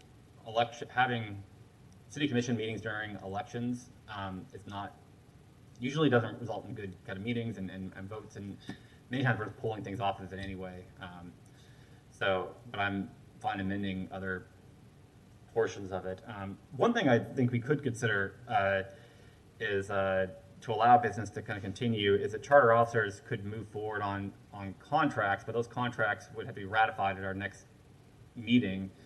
And if we said no, they in all of our contracts, they're all set on approval of the commission. So it would allow business to continue, but if we said no, that contract would be nullified, but it still would allow business to kind of continue to run for the city. So maybe we just have a week off for those elections, but yeah, I'm just open to things. Thank you, Mayor. Hey, Commissioner Ariola? Thank you, Mr. Mayor. I've always appreciated the introduction of recess dates. Every deliberative body in the world has recess dates. It is just par for the course. I do think that these suggested recesses are too many days. I think that, you know, I don't even know what spring break is anymore. So to me, that makes no difference. I think we can do without a spring recess. People with children do. That is a good point. I can be sensitive to that. So maybe just, it's still 1 week, right? It is. Okay, so then maybe just 1 week in the spring to coincide with the school dates for members that have children and, of course, our staff. And same thing in the summer, just a week, maybe 2 weeks, but 3 weeks, I think, is pushing it. That's when we get backed up. When we have to cancel multiple meetings and then we get backed up. I think it is appropriate to have an election recess. Generally, every body does that. That is the time when candidates are supposed to focus on talking to voters. And then, yeah, so what I would say is just the winter recess is fine. 1 week in the spring, 2 weeks in the summer. And then I'm okay with the election recesses. Okay, thank you. Commissioner Can I make that motion? Let's hear from Commissioner Sacco, and then we'll see if there's Yeah. consensus. No offense to Commissioner Hayes Santos, I think I prefer the recommendation of staff as a calendar with the reduction to 1 week the week of election, and Commissioner Ariola's recommendation of reducing spring. The one I think we should really keep at 3 weeks is the summer one, only because the 2-ish months prior to that is the beginning of budget season, you know, the more visible beginning of budget season. And with all of the respect in the world, with all of the decorum, we get burnout and we get upset over things. Not even at each other, just over things. As we try to figure out what we can fund, what we can't. It's a very frustrating time. So I've always viewed that time as a much needed cool down once we get through the harder conversations, and then we come back to fine tune. So I think that's a good time for all of us to kind of regather, and especially for staff who, and it's more for it affects every charter, but predominantly the city manager's office.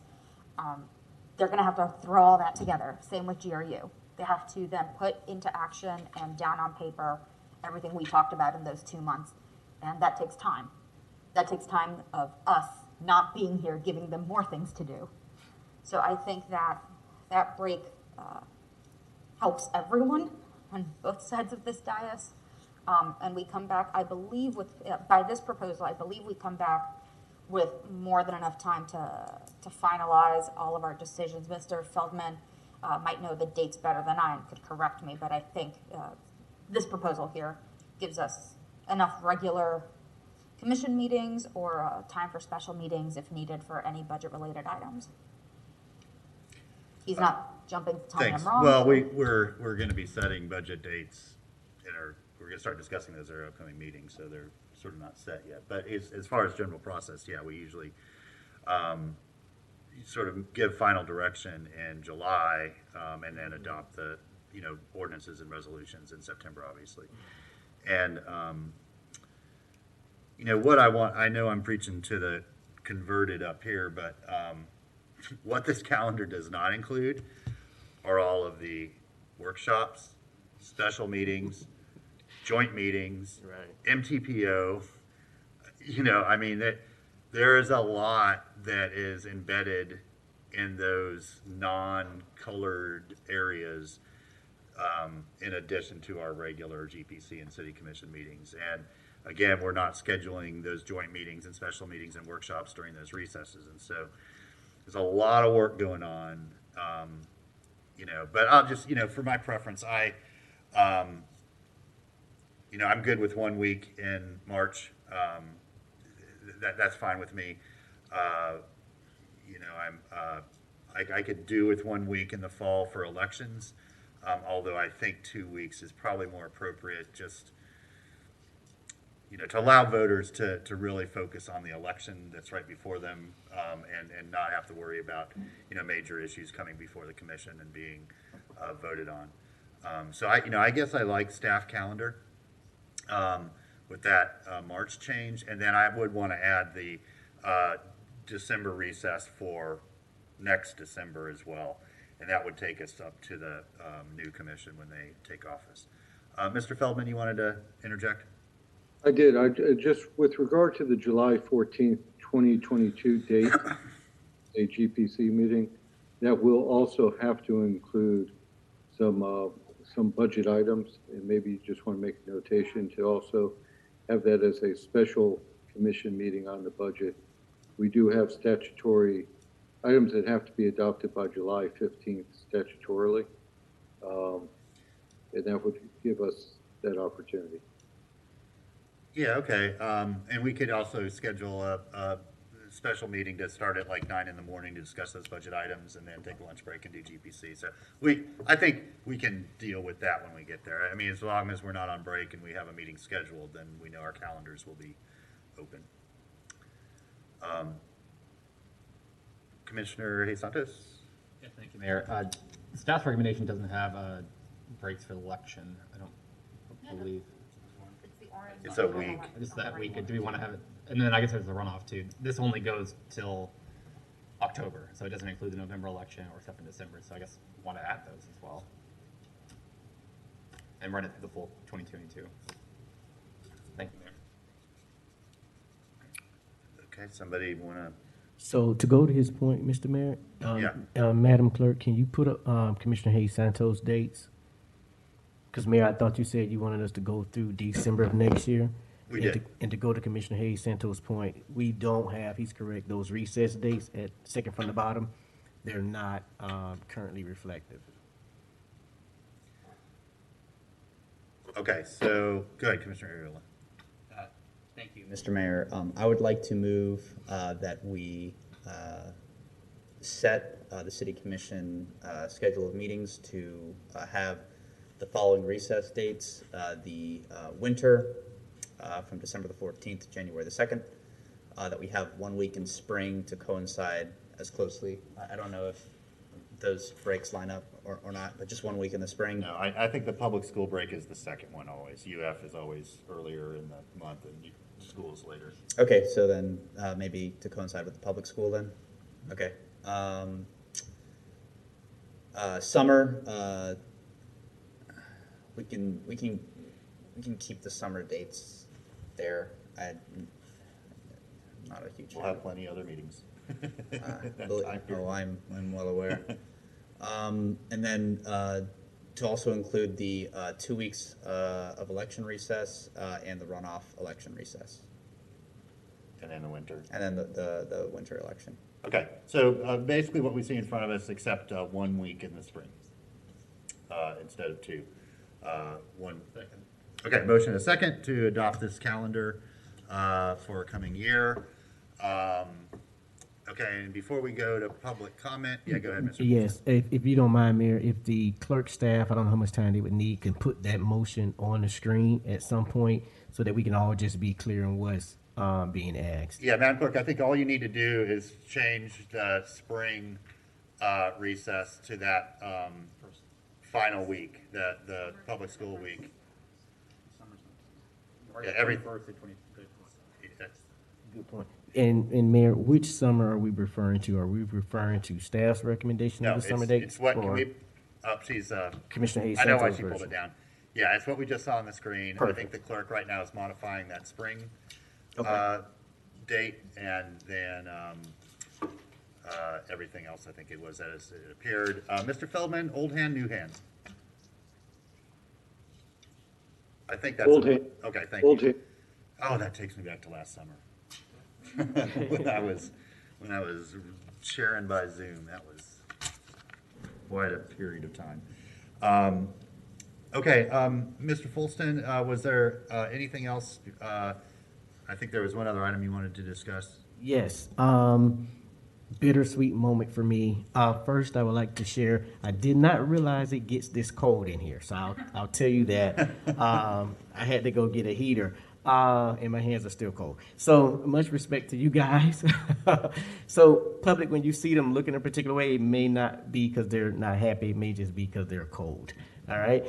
So I want to thank you guys for this opportunity. I am excited. I wish you could see my face, but I have on a mask. But I've already shared my excitement with each one of you. I am extremely excited to welcome our new interim policy oversight administrator, Ms. Morgan Spicer, to the family. I'm excited. Morgan was a fellow for us in previous years. And ironically, I didn't meet Morgan until I think 2 weeks ago in person. But when I came on, I had read some stuff that Morgan did, and I said to our city clerk, I said, listen, I want her on my team. And after convincing Morgan and Michelle blessing me with the opportunity, we brought her on, and it's just been a godsend. And so I'm excited to be able to share this moment with her. Somebody that we've worked with before, somebody that came up through the city's fellowship process, and now is going to be able to get this opportunity. I'm excited for her, and I want her to come and share some words, Mayor and Commissioners, if you don't mind. But I want to welcome to our family, Ms. Morgan Spicer, the interim director of the interim policy oversight administrator. Morgan. Ms. Spicer, welcome and congratulations. Thank you. Thank you, Zariah. And thank you, Mayor and Commissioners. Like Zariah said, I'm Morgan.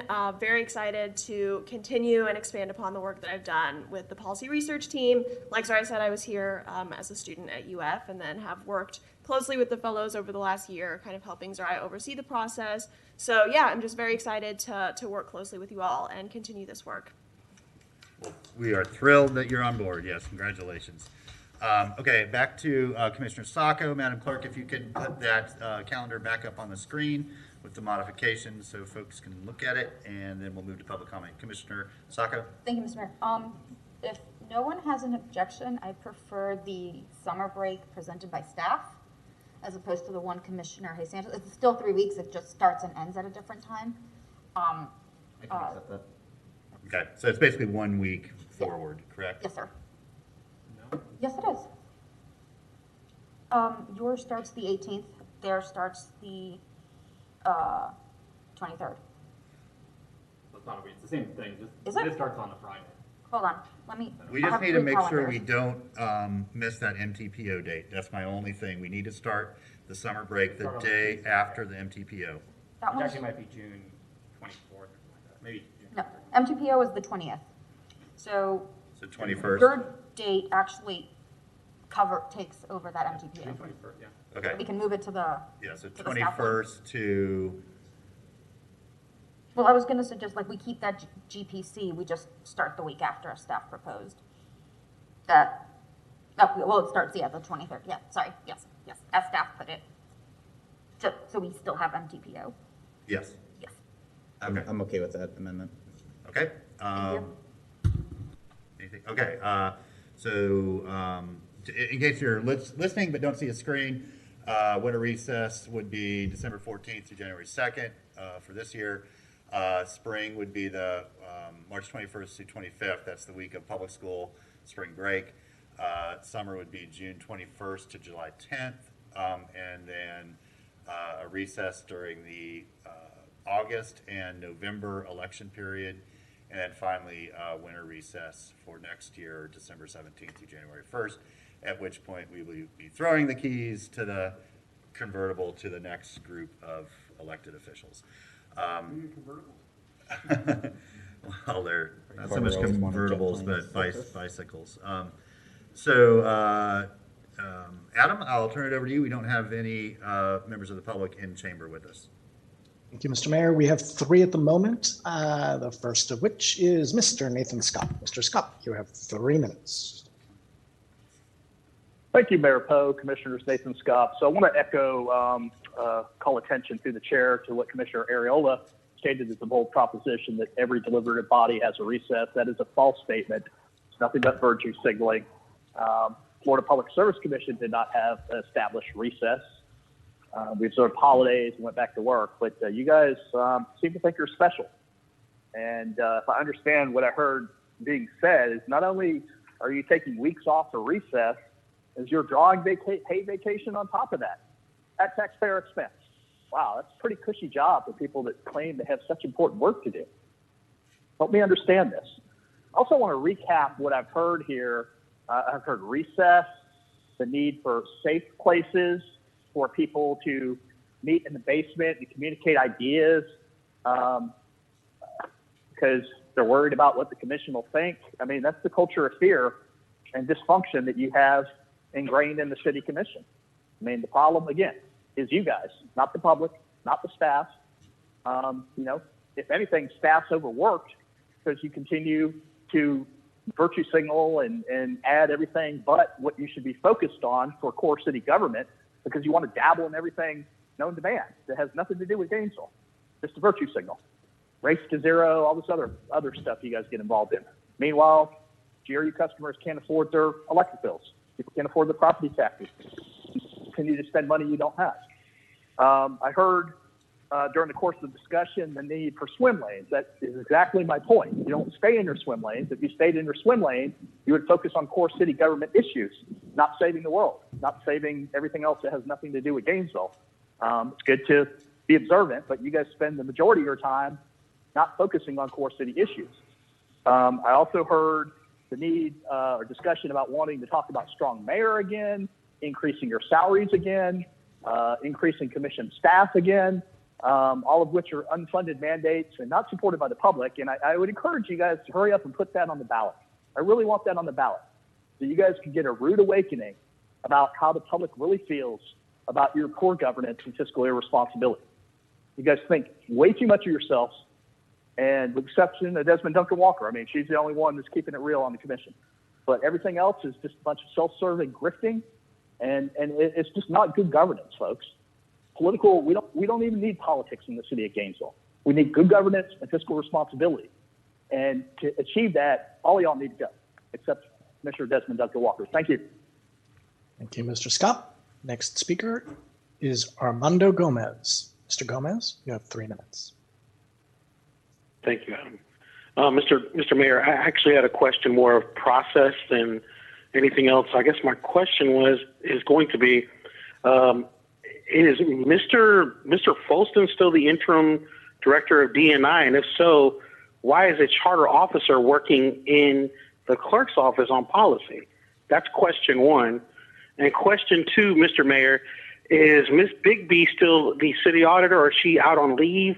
Because my question was, when a question is being addressed or contacted our office, we're not hearing anything back as members of the public. Specifically, I had a question: does the city have a policy when it comes to nepotism? And Mr. Mayor, if you could answer those questions, or somebody could, like Ms. Bigby, that would be really great. Thank you. Thank you, Mr. Gomez. Mr. Mayor, do you need a minute, or do you want me to continue with the rest of the callers? No, go ahead. I'll get them after public comment. Okay, thank you, sir. Next caller, Tana Silva. Ms. Silva, you have 3 minutes. Thank you. As far as the calendar for recess, I don't understand why there would be a recess during elections. I mean, is that just so the incumbents can get out and campaign? So that's 2 weeks right there. That I don't understand. I don't understand really why a city commission needs recess like it's Congress, especially given, as Mr. Ward, Commissioner Ward stated, the agenda items stack up to the point that it's almost humanly impossible to make sense of them. Spring break? No. I mean, why? And summer, 2 weeks? Let's see, it looks like 3 weeks now between, and that's just to the next GPC meeting. So that's really a month, more than a month between regular city commission meetings. You're going to vote for it anyway, but especially elections in summer and spring. And I don't think that's necessary. And I don't really understand what happened to the previous item. It was before you were talking about your recess calendar, talking about the commission subcommittees and so forth. I think that's something that needs more discussion that I guess you're planning to do at some point. I heard something recently: when everything's a priority, nothing's a priority. And it seems like now the commission is in a position of spending more time and resources on regulating shopping carts than on unzoning the entire city at a private property owner's request. So again, I would suggest soon going back to having standing committees for things that people really care about, which is housing and development and so forth. Thank you. Thank you, Ms. Silva. Next speaker is Joe Beatty. Joe, you have 3 minutes. Hello, Mayor, Commissioners. Joe Beatty again. First of all, I also don't understand these recesses. I've served on public commission and this commission previously, years ago, didn't really take recesses. There's maybe a little extra time around the Christmas holidays and New Year's. There might be a meeting that was missed, an occasional meeting, but this idea of recesses is kind of ridiculous. What we did, commission I served, is when you needed to go away on your vacation, one person wouldn't be there. If it turned out that 4 weren't going to be able to make it, or agree, then it would be talked about and maybe done. I think you've lost sight of there's more business going on in the city. You've got the Development Review Board. You've got different applications that require your approval. I don't think you've really thought about the citizens in this. I think, as Mr. Scott said, you elevated yourselves to some position that, you feel you deserve all this. I want to know, with all these recesses, have you considered reducing what you get paid? I mean, there's almost more than a month that you won't be working. And this is public service. This is not a job. You're not Congress. So I don't understand it. I don't think you should have all these. And really, if you feel like you can be gone this long, I wish you would just all go home till the end of your terms and just wait, because when you're there, you just make us more problems anyway. But, by taking these breaks, you're jamming things up, and you are harming the small business people, the people that are trying to do things. You can't get on the agenda. Oh, that meeting's canceled. We're gonna, you delay people. And you're not thinking about the public for whom you work. You're thinking about yourselves.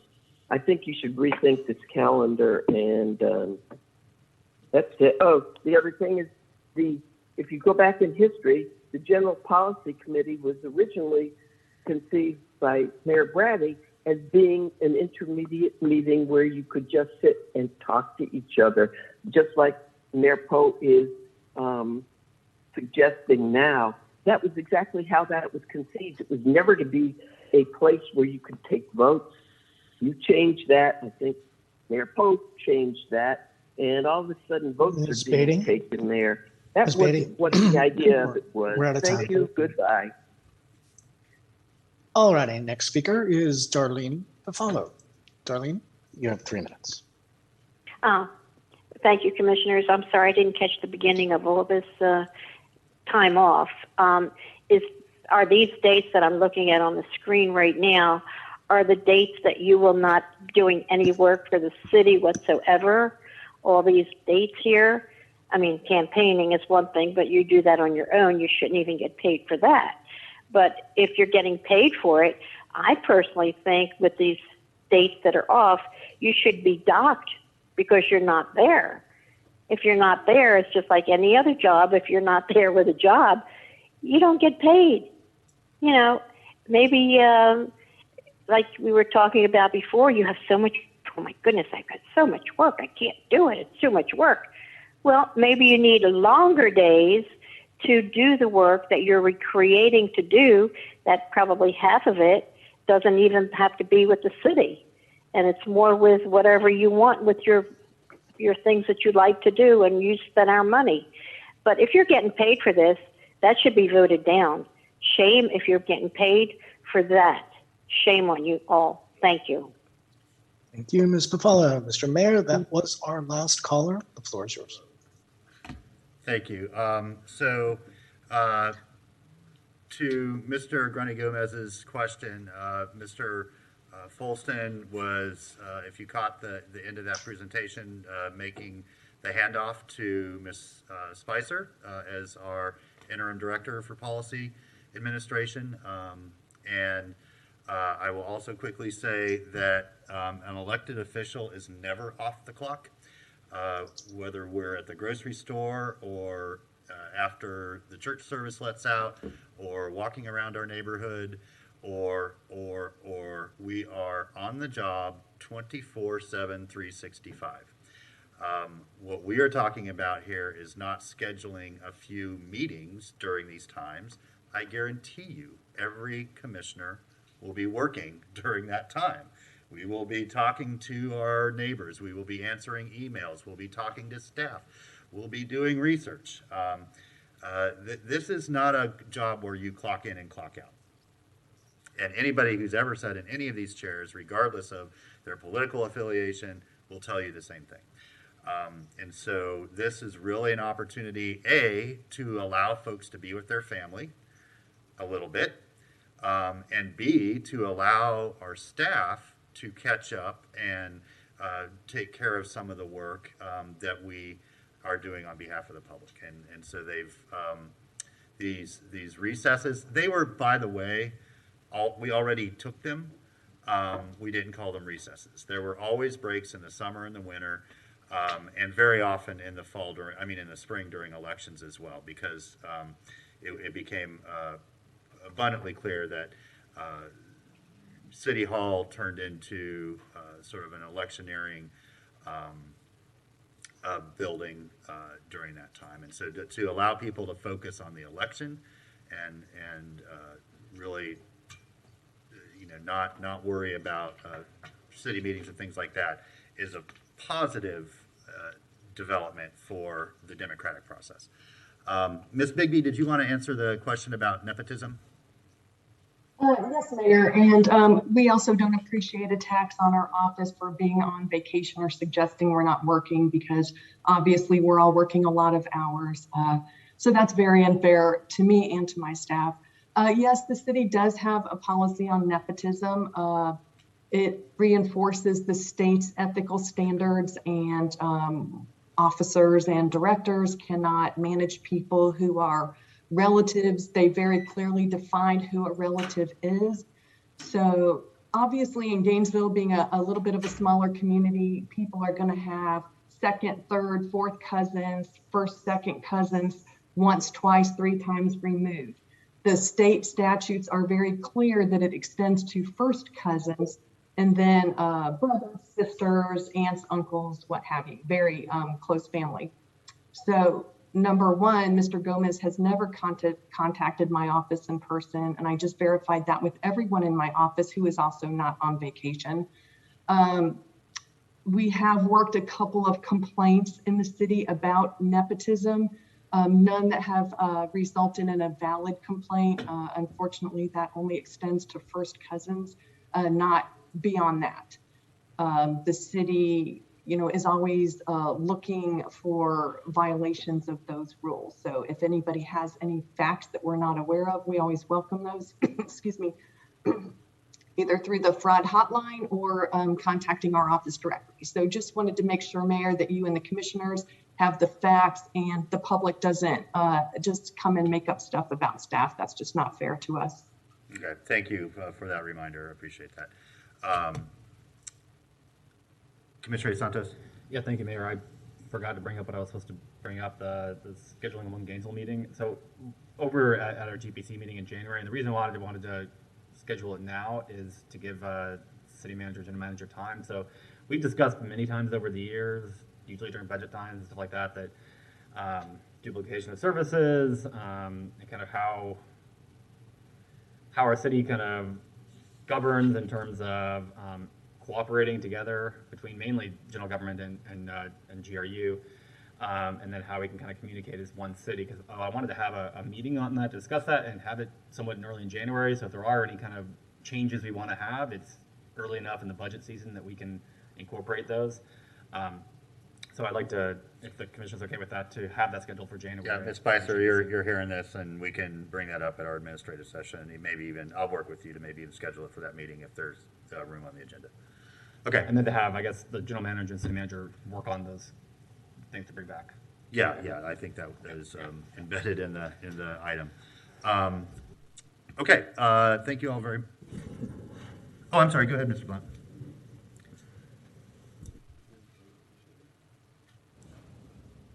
Just a quick question.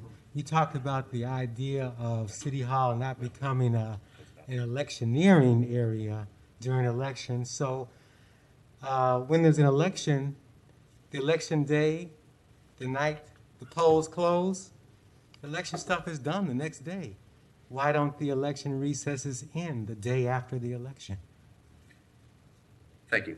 I'm just going to give you my perspective is that folks on canvassing board have responsibilities well after the election, and it does take a lot of time. And so it's difficult to schedule stuff. I know I'm on canvassing board right now, and it's sort of wreaked havoc on my public schedule. So I think it just makes for a cleaner election. And a separation of the work of the commission versus the work of getting on the commission. Okay, with that, we'll move to a vote. All in favor say aye. Aye. All opposed? That motion passes unanimously with Duncan Walker absent. Up next, we have general public comment. Mr. Blount?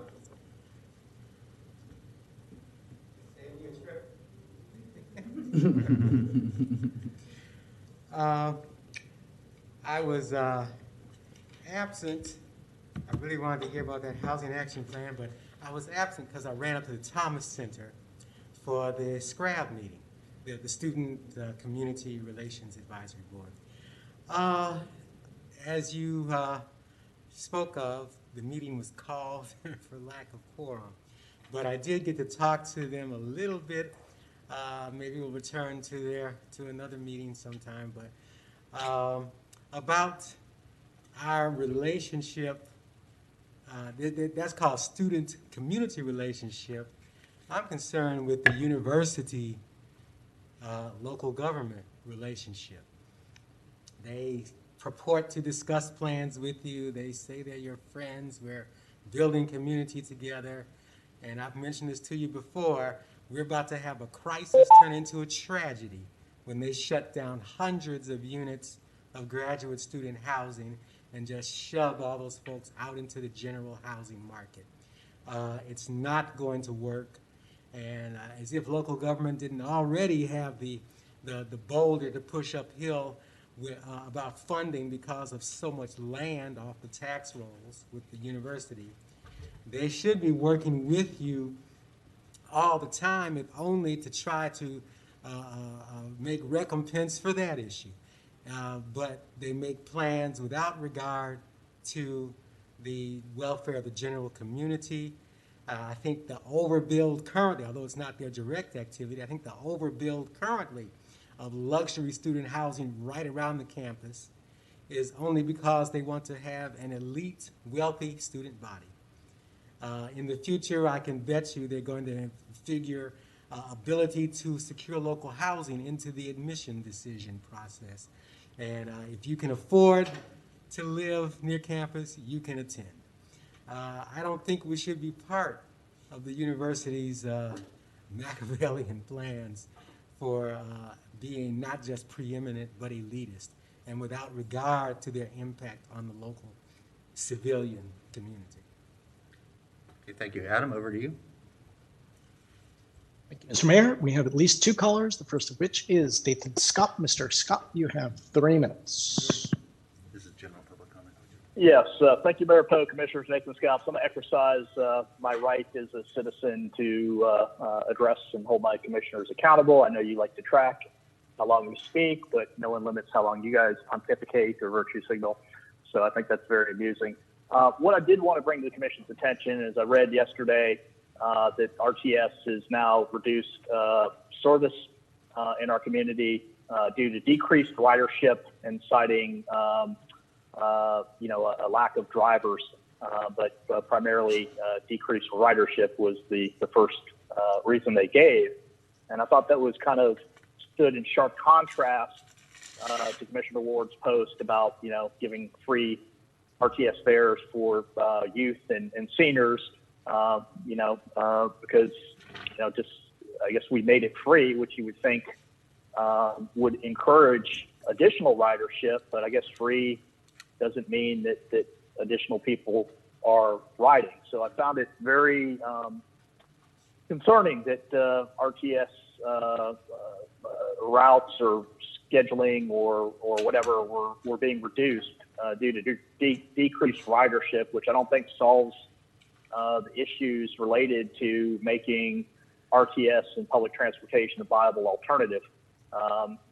Some of you think that you can have a mega development and people will live there and no one will drive cars, which is another false narrative constantly put forth by this commission to, put forth its agenda. But if you look at the traffic on our roads, you don't see that. And I think the more convenient we can make public transportation, the more people will ride it. But when they're reducing service based on decreased ridership and not having drivers, you think that would warrant some attention by the commission.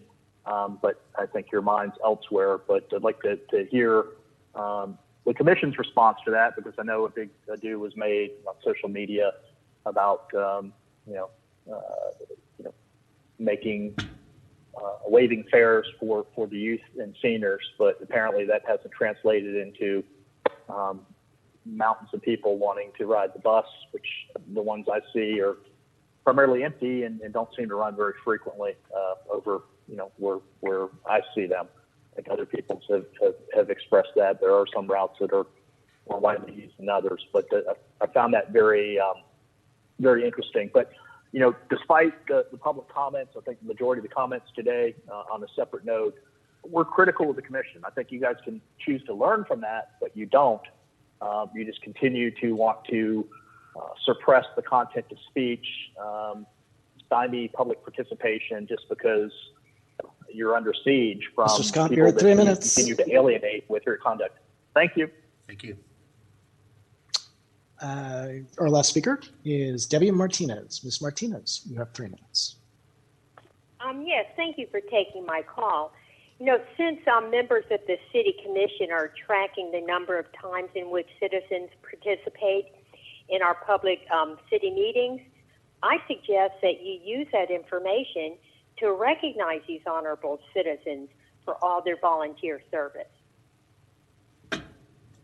Citizens are giving constructive criticism because they want to improve our local governance. So there's nothing wrong with constructive criticism, but there is something wrong when you dismiss them and then you rebut them afterwards when they don't even have an opportunity to come back and speak again to clarify their position. Part-time city commissioners, it's a public service. It's not a full-time career opportunity. And years ago, members of the City Commission, even though there was a travel budget, most of them never took it. They stayed home taking care of local needs, taking care of the residents of Gainesville, especially the District 1 city commissioners. I don't even remember them ever traveling on these travel junkets ever at all.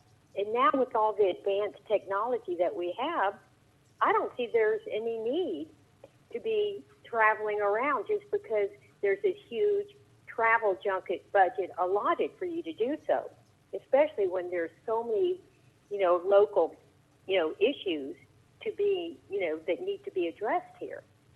So,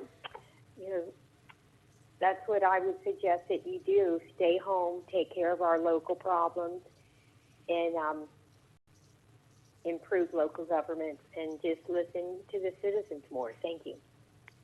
Thank you, Ms. Martinez. Mr. Mayor, that's our last caller. The floor is yours. Okay, thank you both of you for sharing your thoughts with us. I will move on to member comment. Commissioner Ward. Thank you, Mr. Mayor. First, I want to thank the caller for the opportunity to talk about the new program with RTS. If you are 65 or older, or you are under 17, you should ride the bus free. There's no rate for you if that is the case. Now, that has been in effect since October 1st. We don't have data back on that at this point. It's been less than a month, but I appreciate the opportunity to take a shot at it. I hope that everyone will take advantage of it. Now, it is also a major concern to me, and I think to every public official in the nation right now, that there's a driver shortage, not only at RTS, but the Alachua County School Board is having very serious problems. I read an article in the New York Times about Jacksonville's garbage collection issues, which are enormous, and it goes back to private delivery companies putting more and more and more trucks on the road, which stress our traffic, as well as adding more driver opportunities out there. So if somebody has a viable fix for that, I am certainly all ears. Most driver positions at most public entities are hiring all the time. That includes RTS, and I would encourage anyone interested in such an opportunity to reach out, because we can get you some training and get you on the road if you meet a few minimum guidelines. That isn't the only thing I wanted to talk about, though. Tomorrow is the last day of employment at the City of Gainesville for our city attorney, Nicole Shalley. And I know she doesn't want a big deal made about this, but I did not want her last day to go unrecognized. She's been with us for, I want to say 15 years in a couple of different capacities, but the last several years as our city attorney. And I have always enjoyed working with Ms. Shalley, and I wish her the best as she moves on from here. And I look forward to working with Mr. Nee in that interim city attorney capacity. So thank you, Mr. Mayor. Thank you. Yeah, and absolutely. Thank you and congratulations. Levy County is getting an outstanding attorney, so she'll do great work there and still be our neighbor. Commissioner Ariola. Thank you, Mr. Mayor, and I would be remiss if I didn't recognize Nicole Shalley as well. Her steadfast leadership has been something that I have valued. I've told her many times I relied on her counsel, both as the city's attorney, but also as a charter officer, and I never found that counsel lacking for anything. And so I just want to wish her the best, and thank you for helping this commissioner do my job. I very much appreciate it.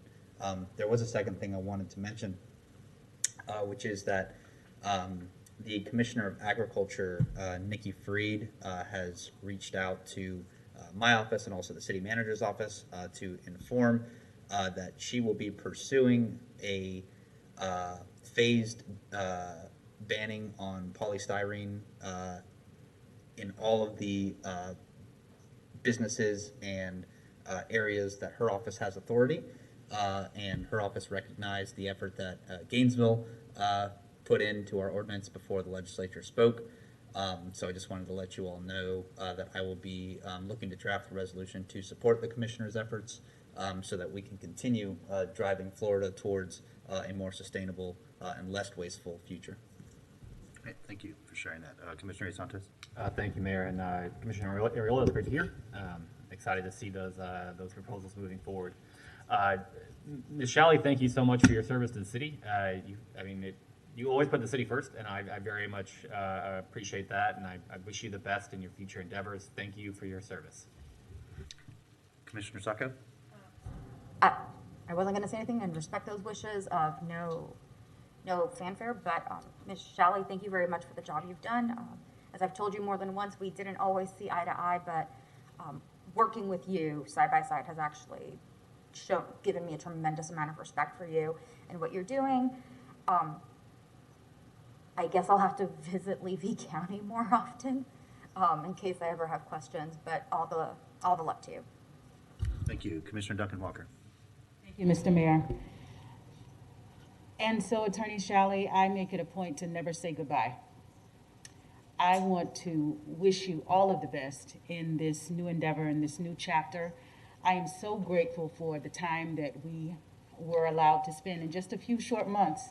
I feel as though I had the opportunity not to meet just a remarkable attorney, but also a remarkable human being.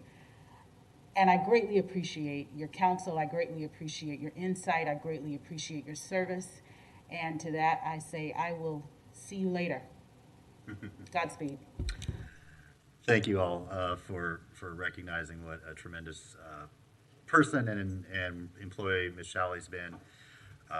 May the wind always be at your back and the road rise to meet you, or something like that from our Irish friends. But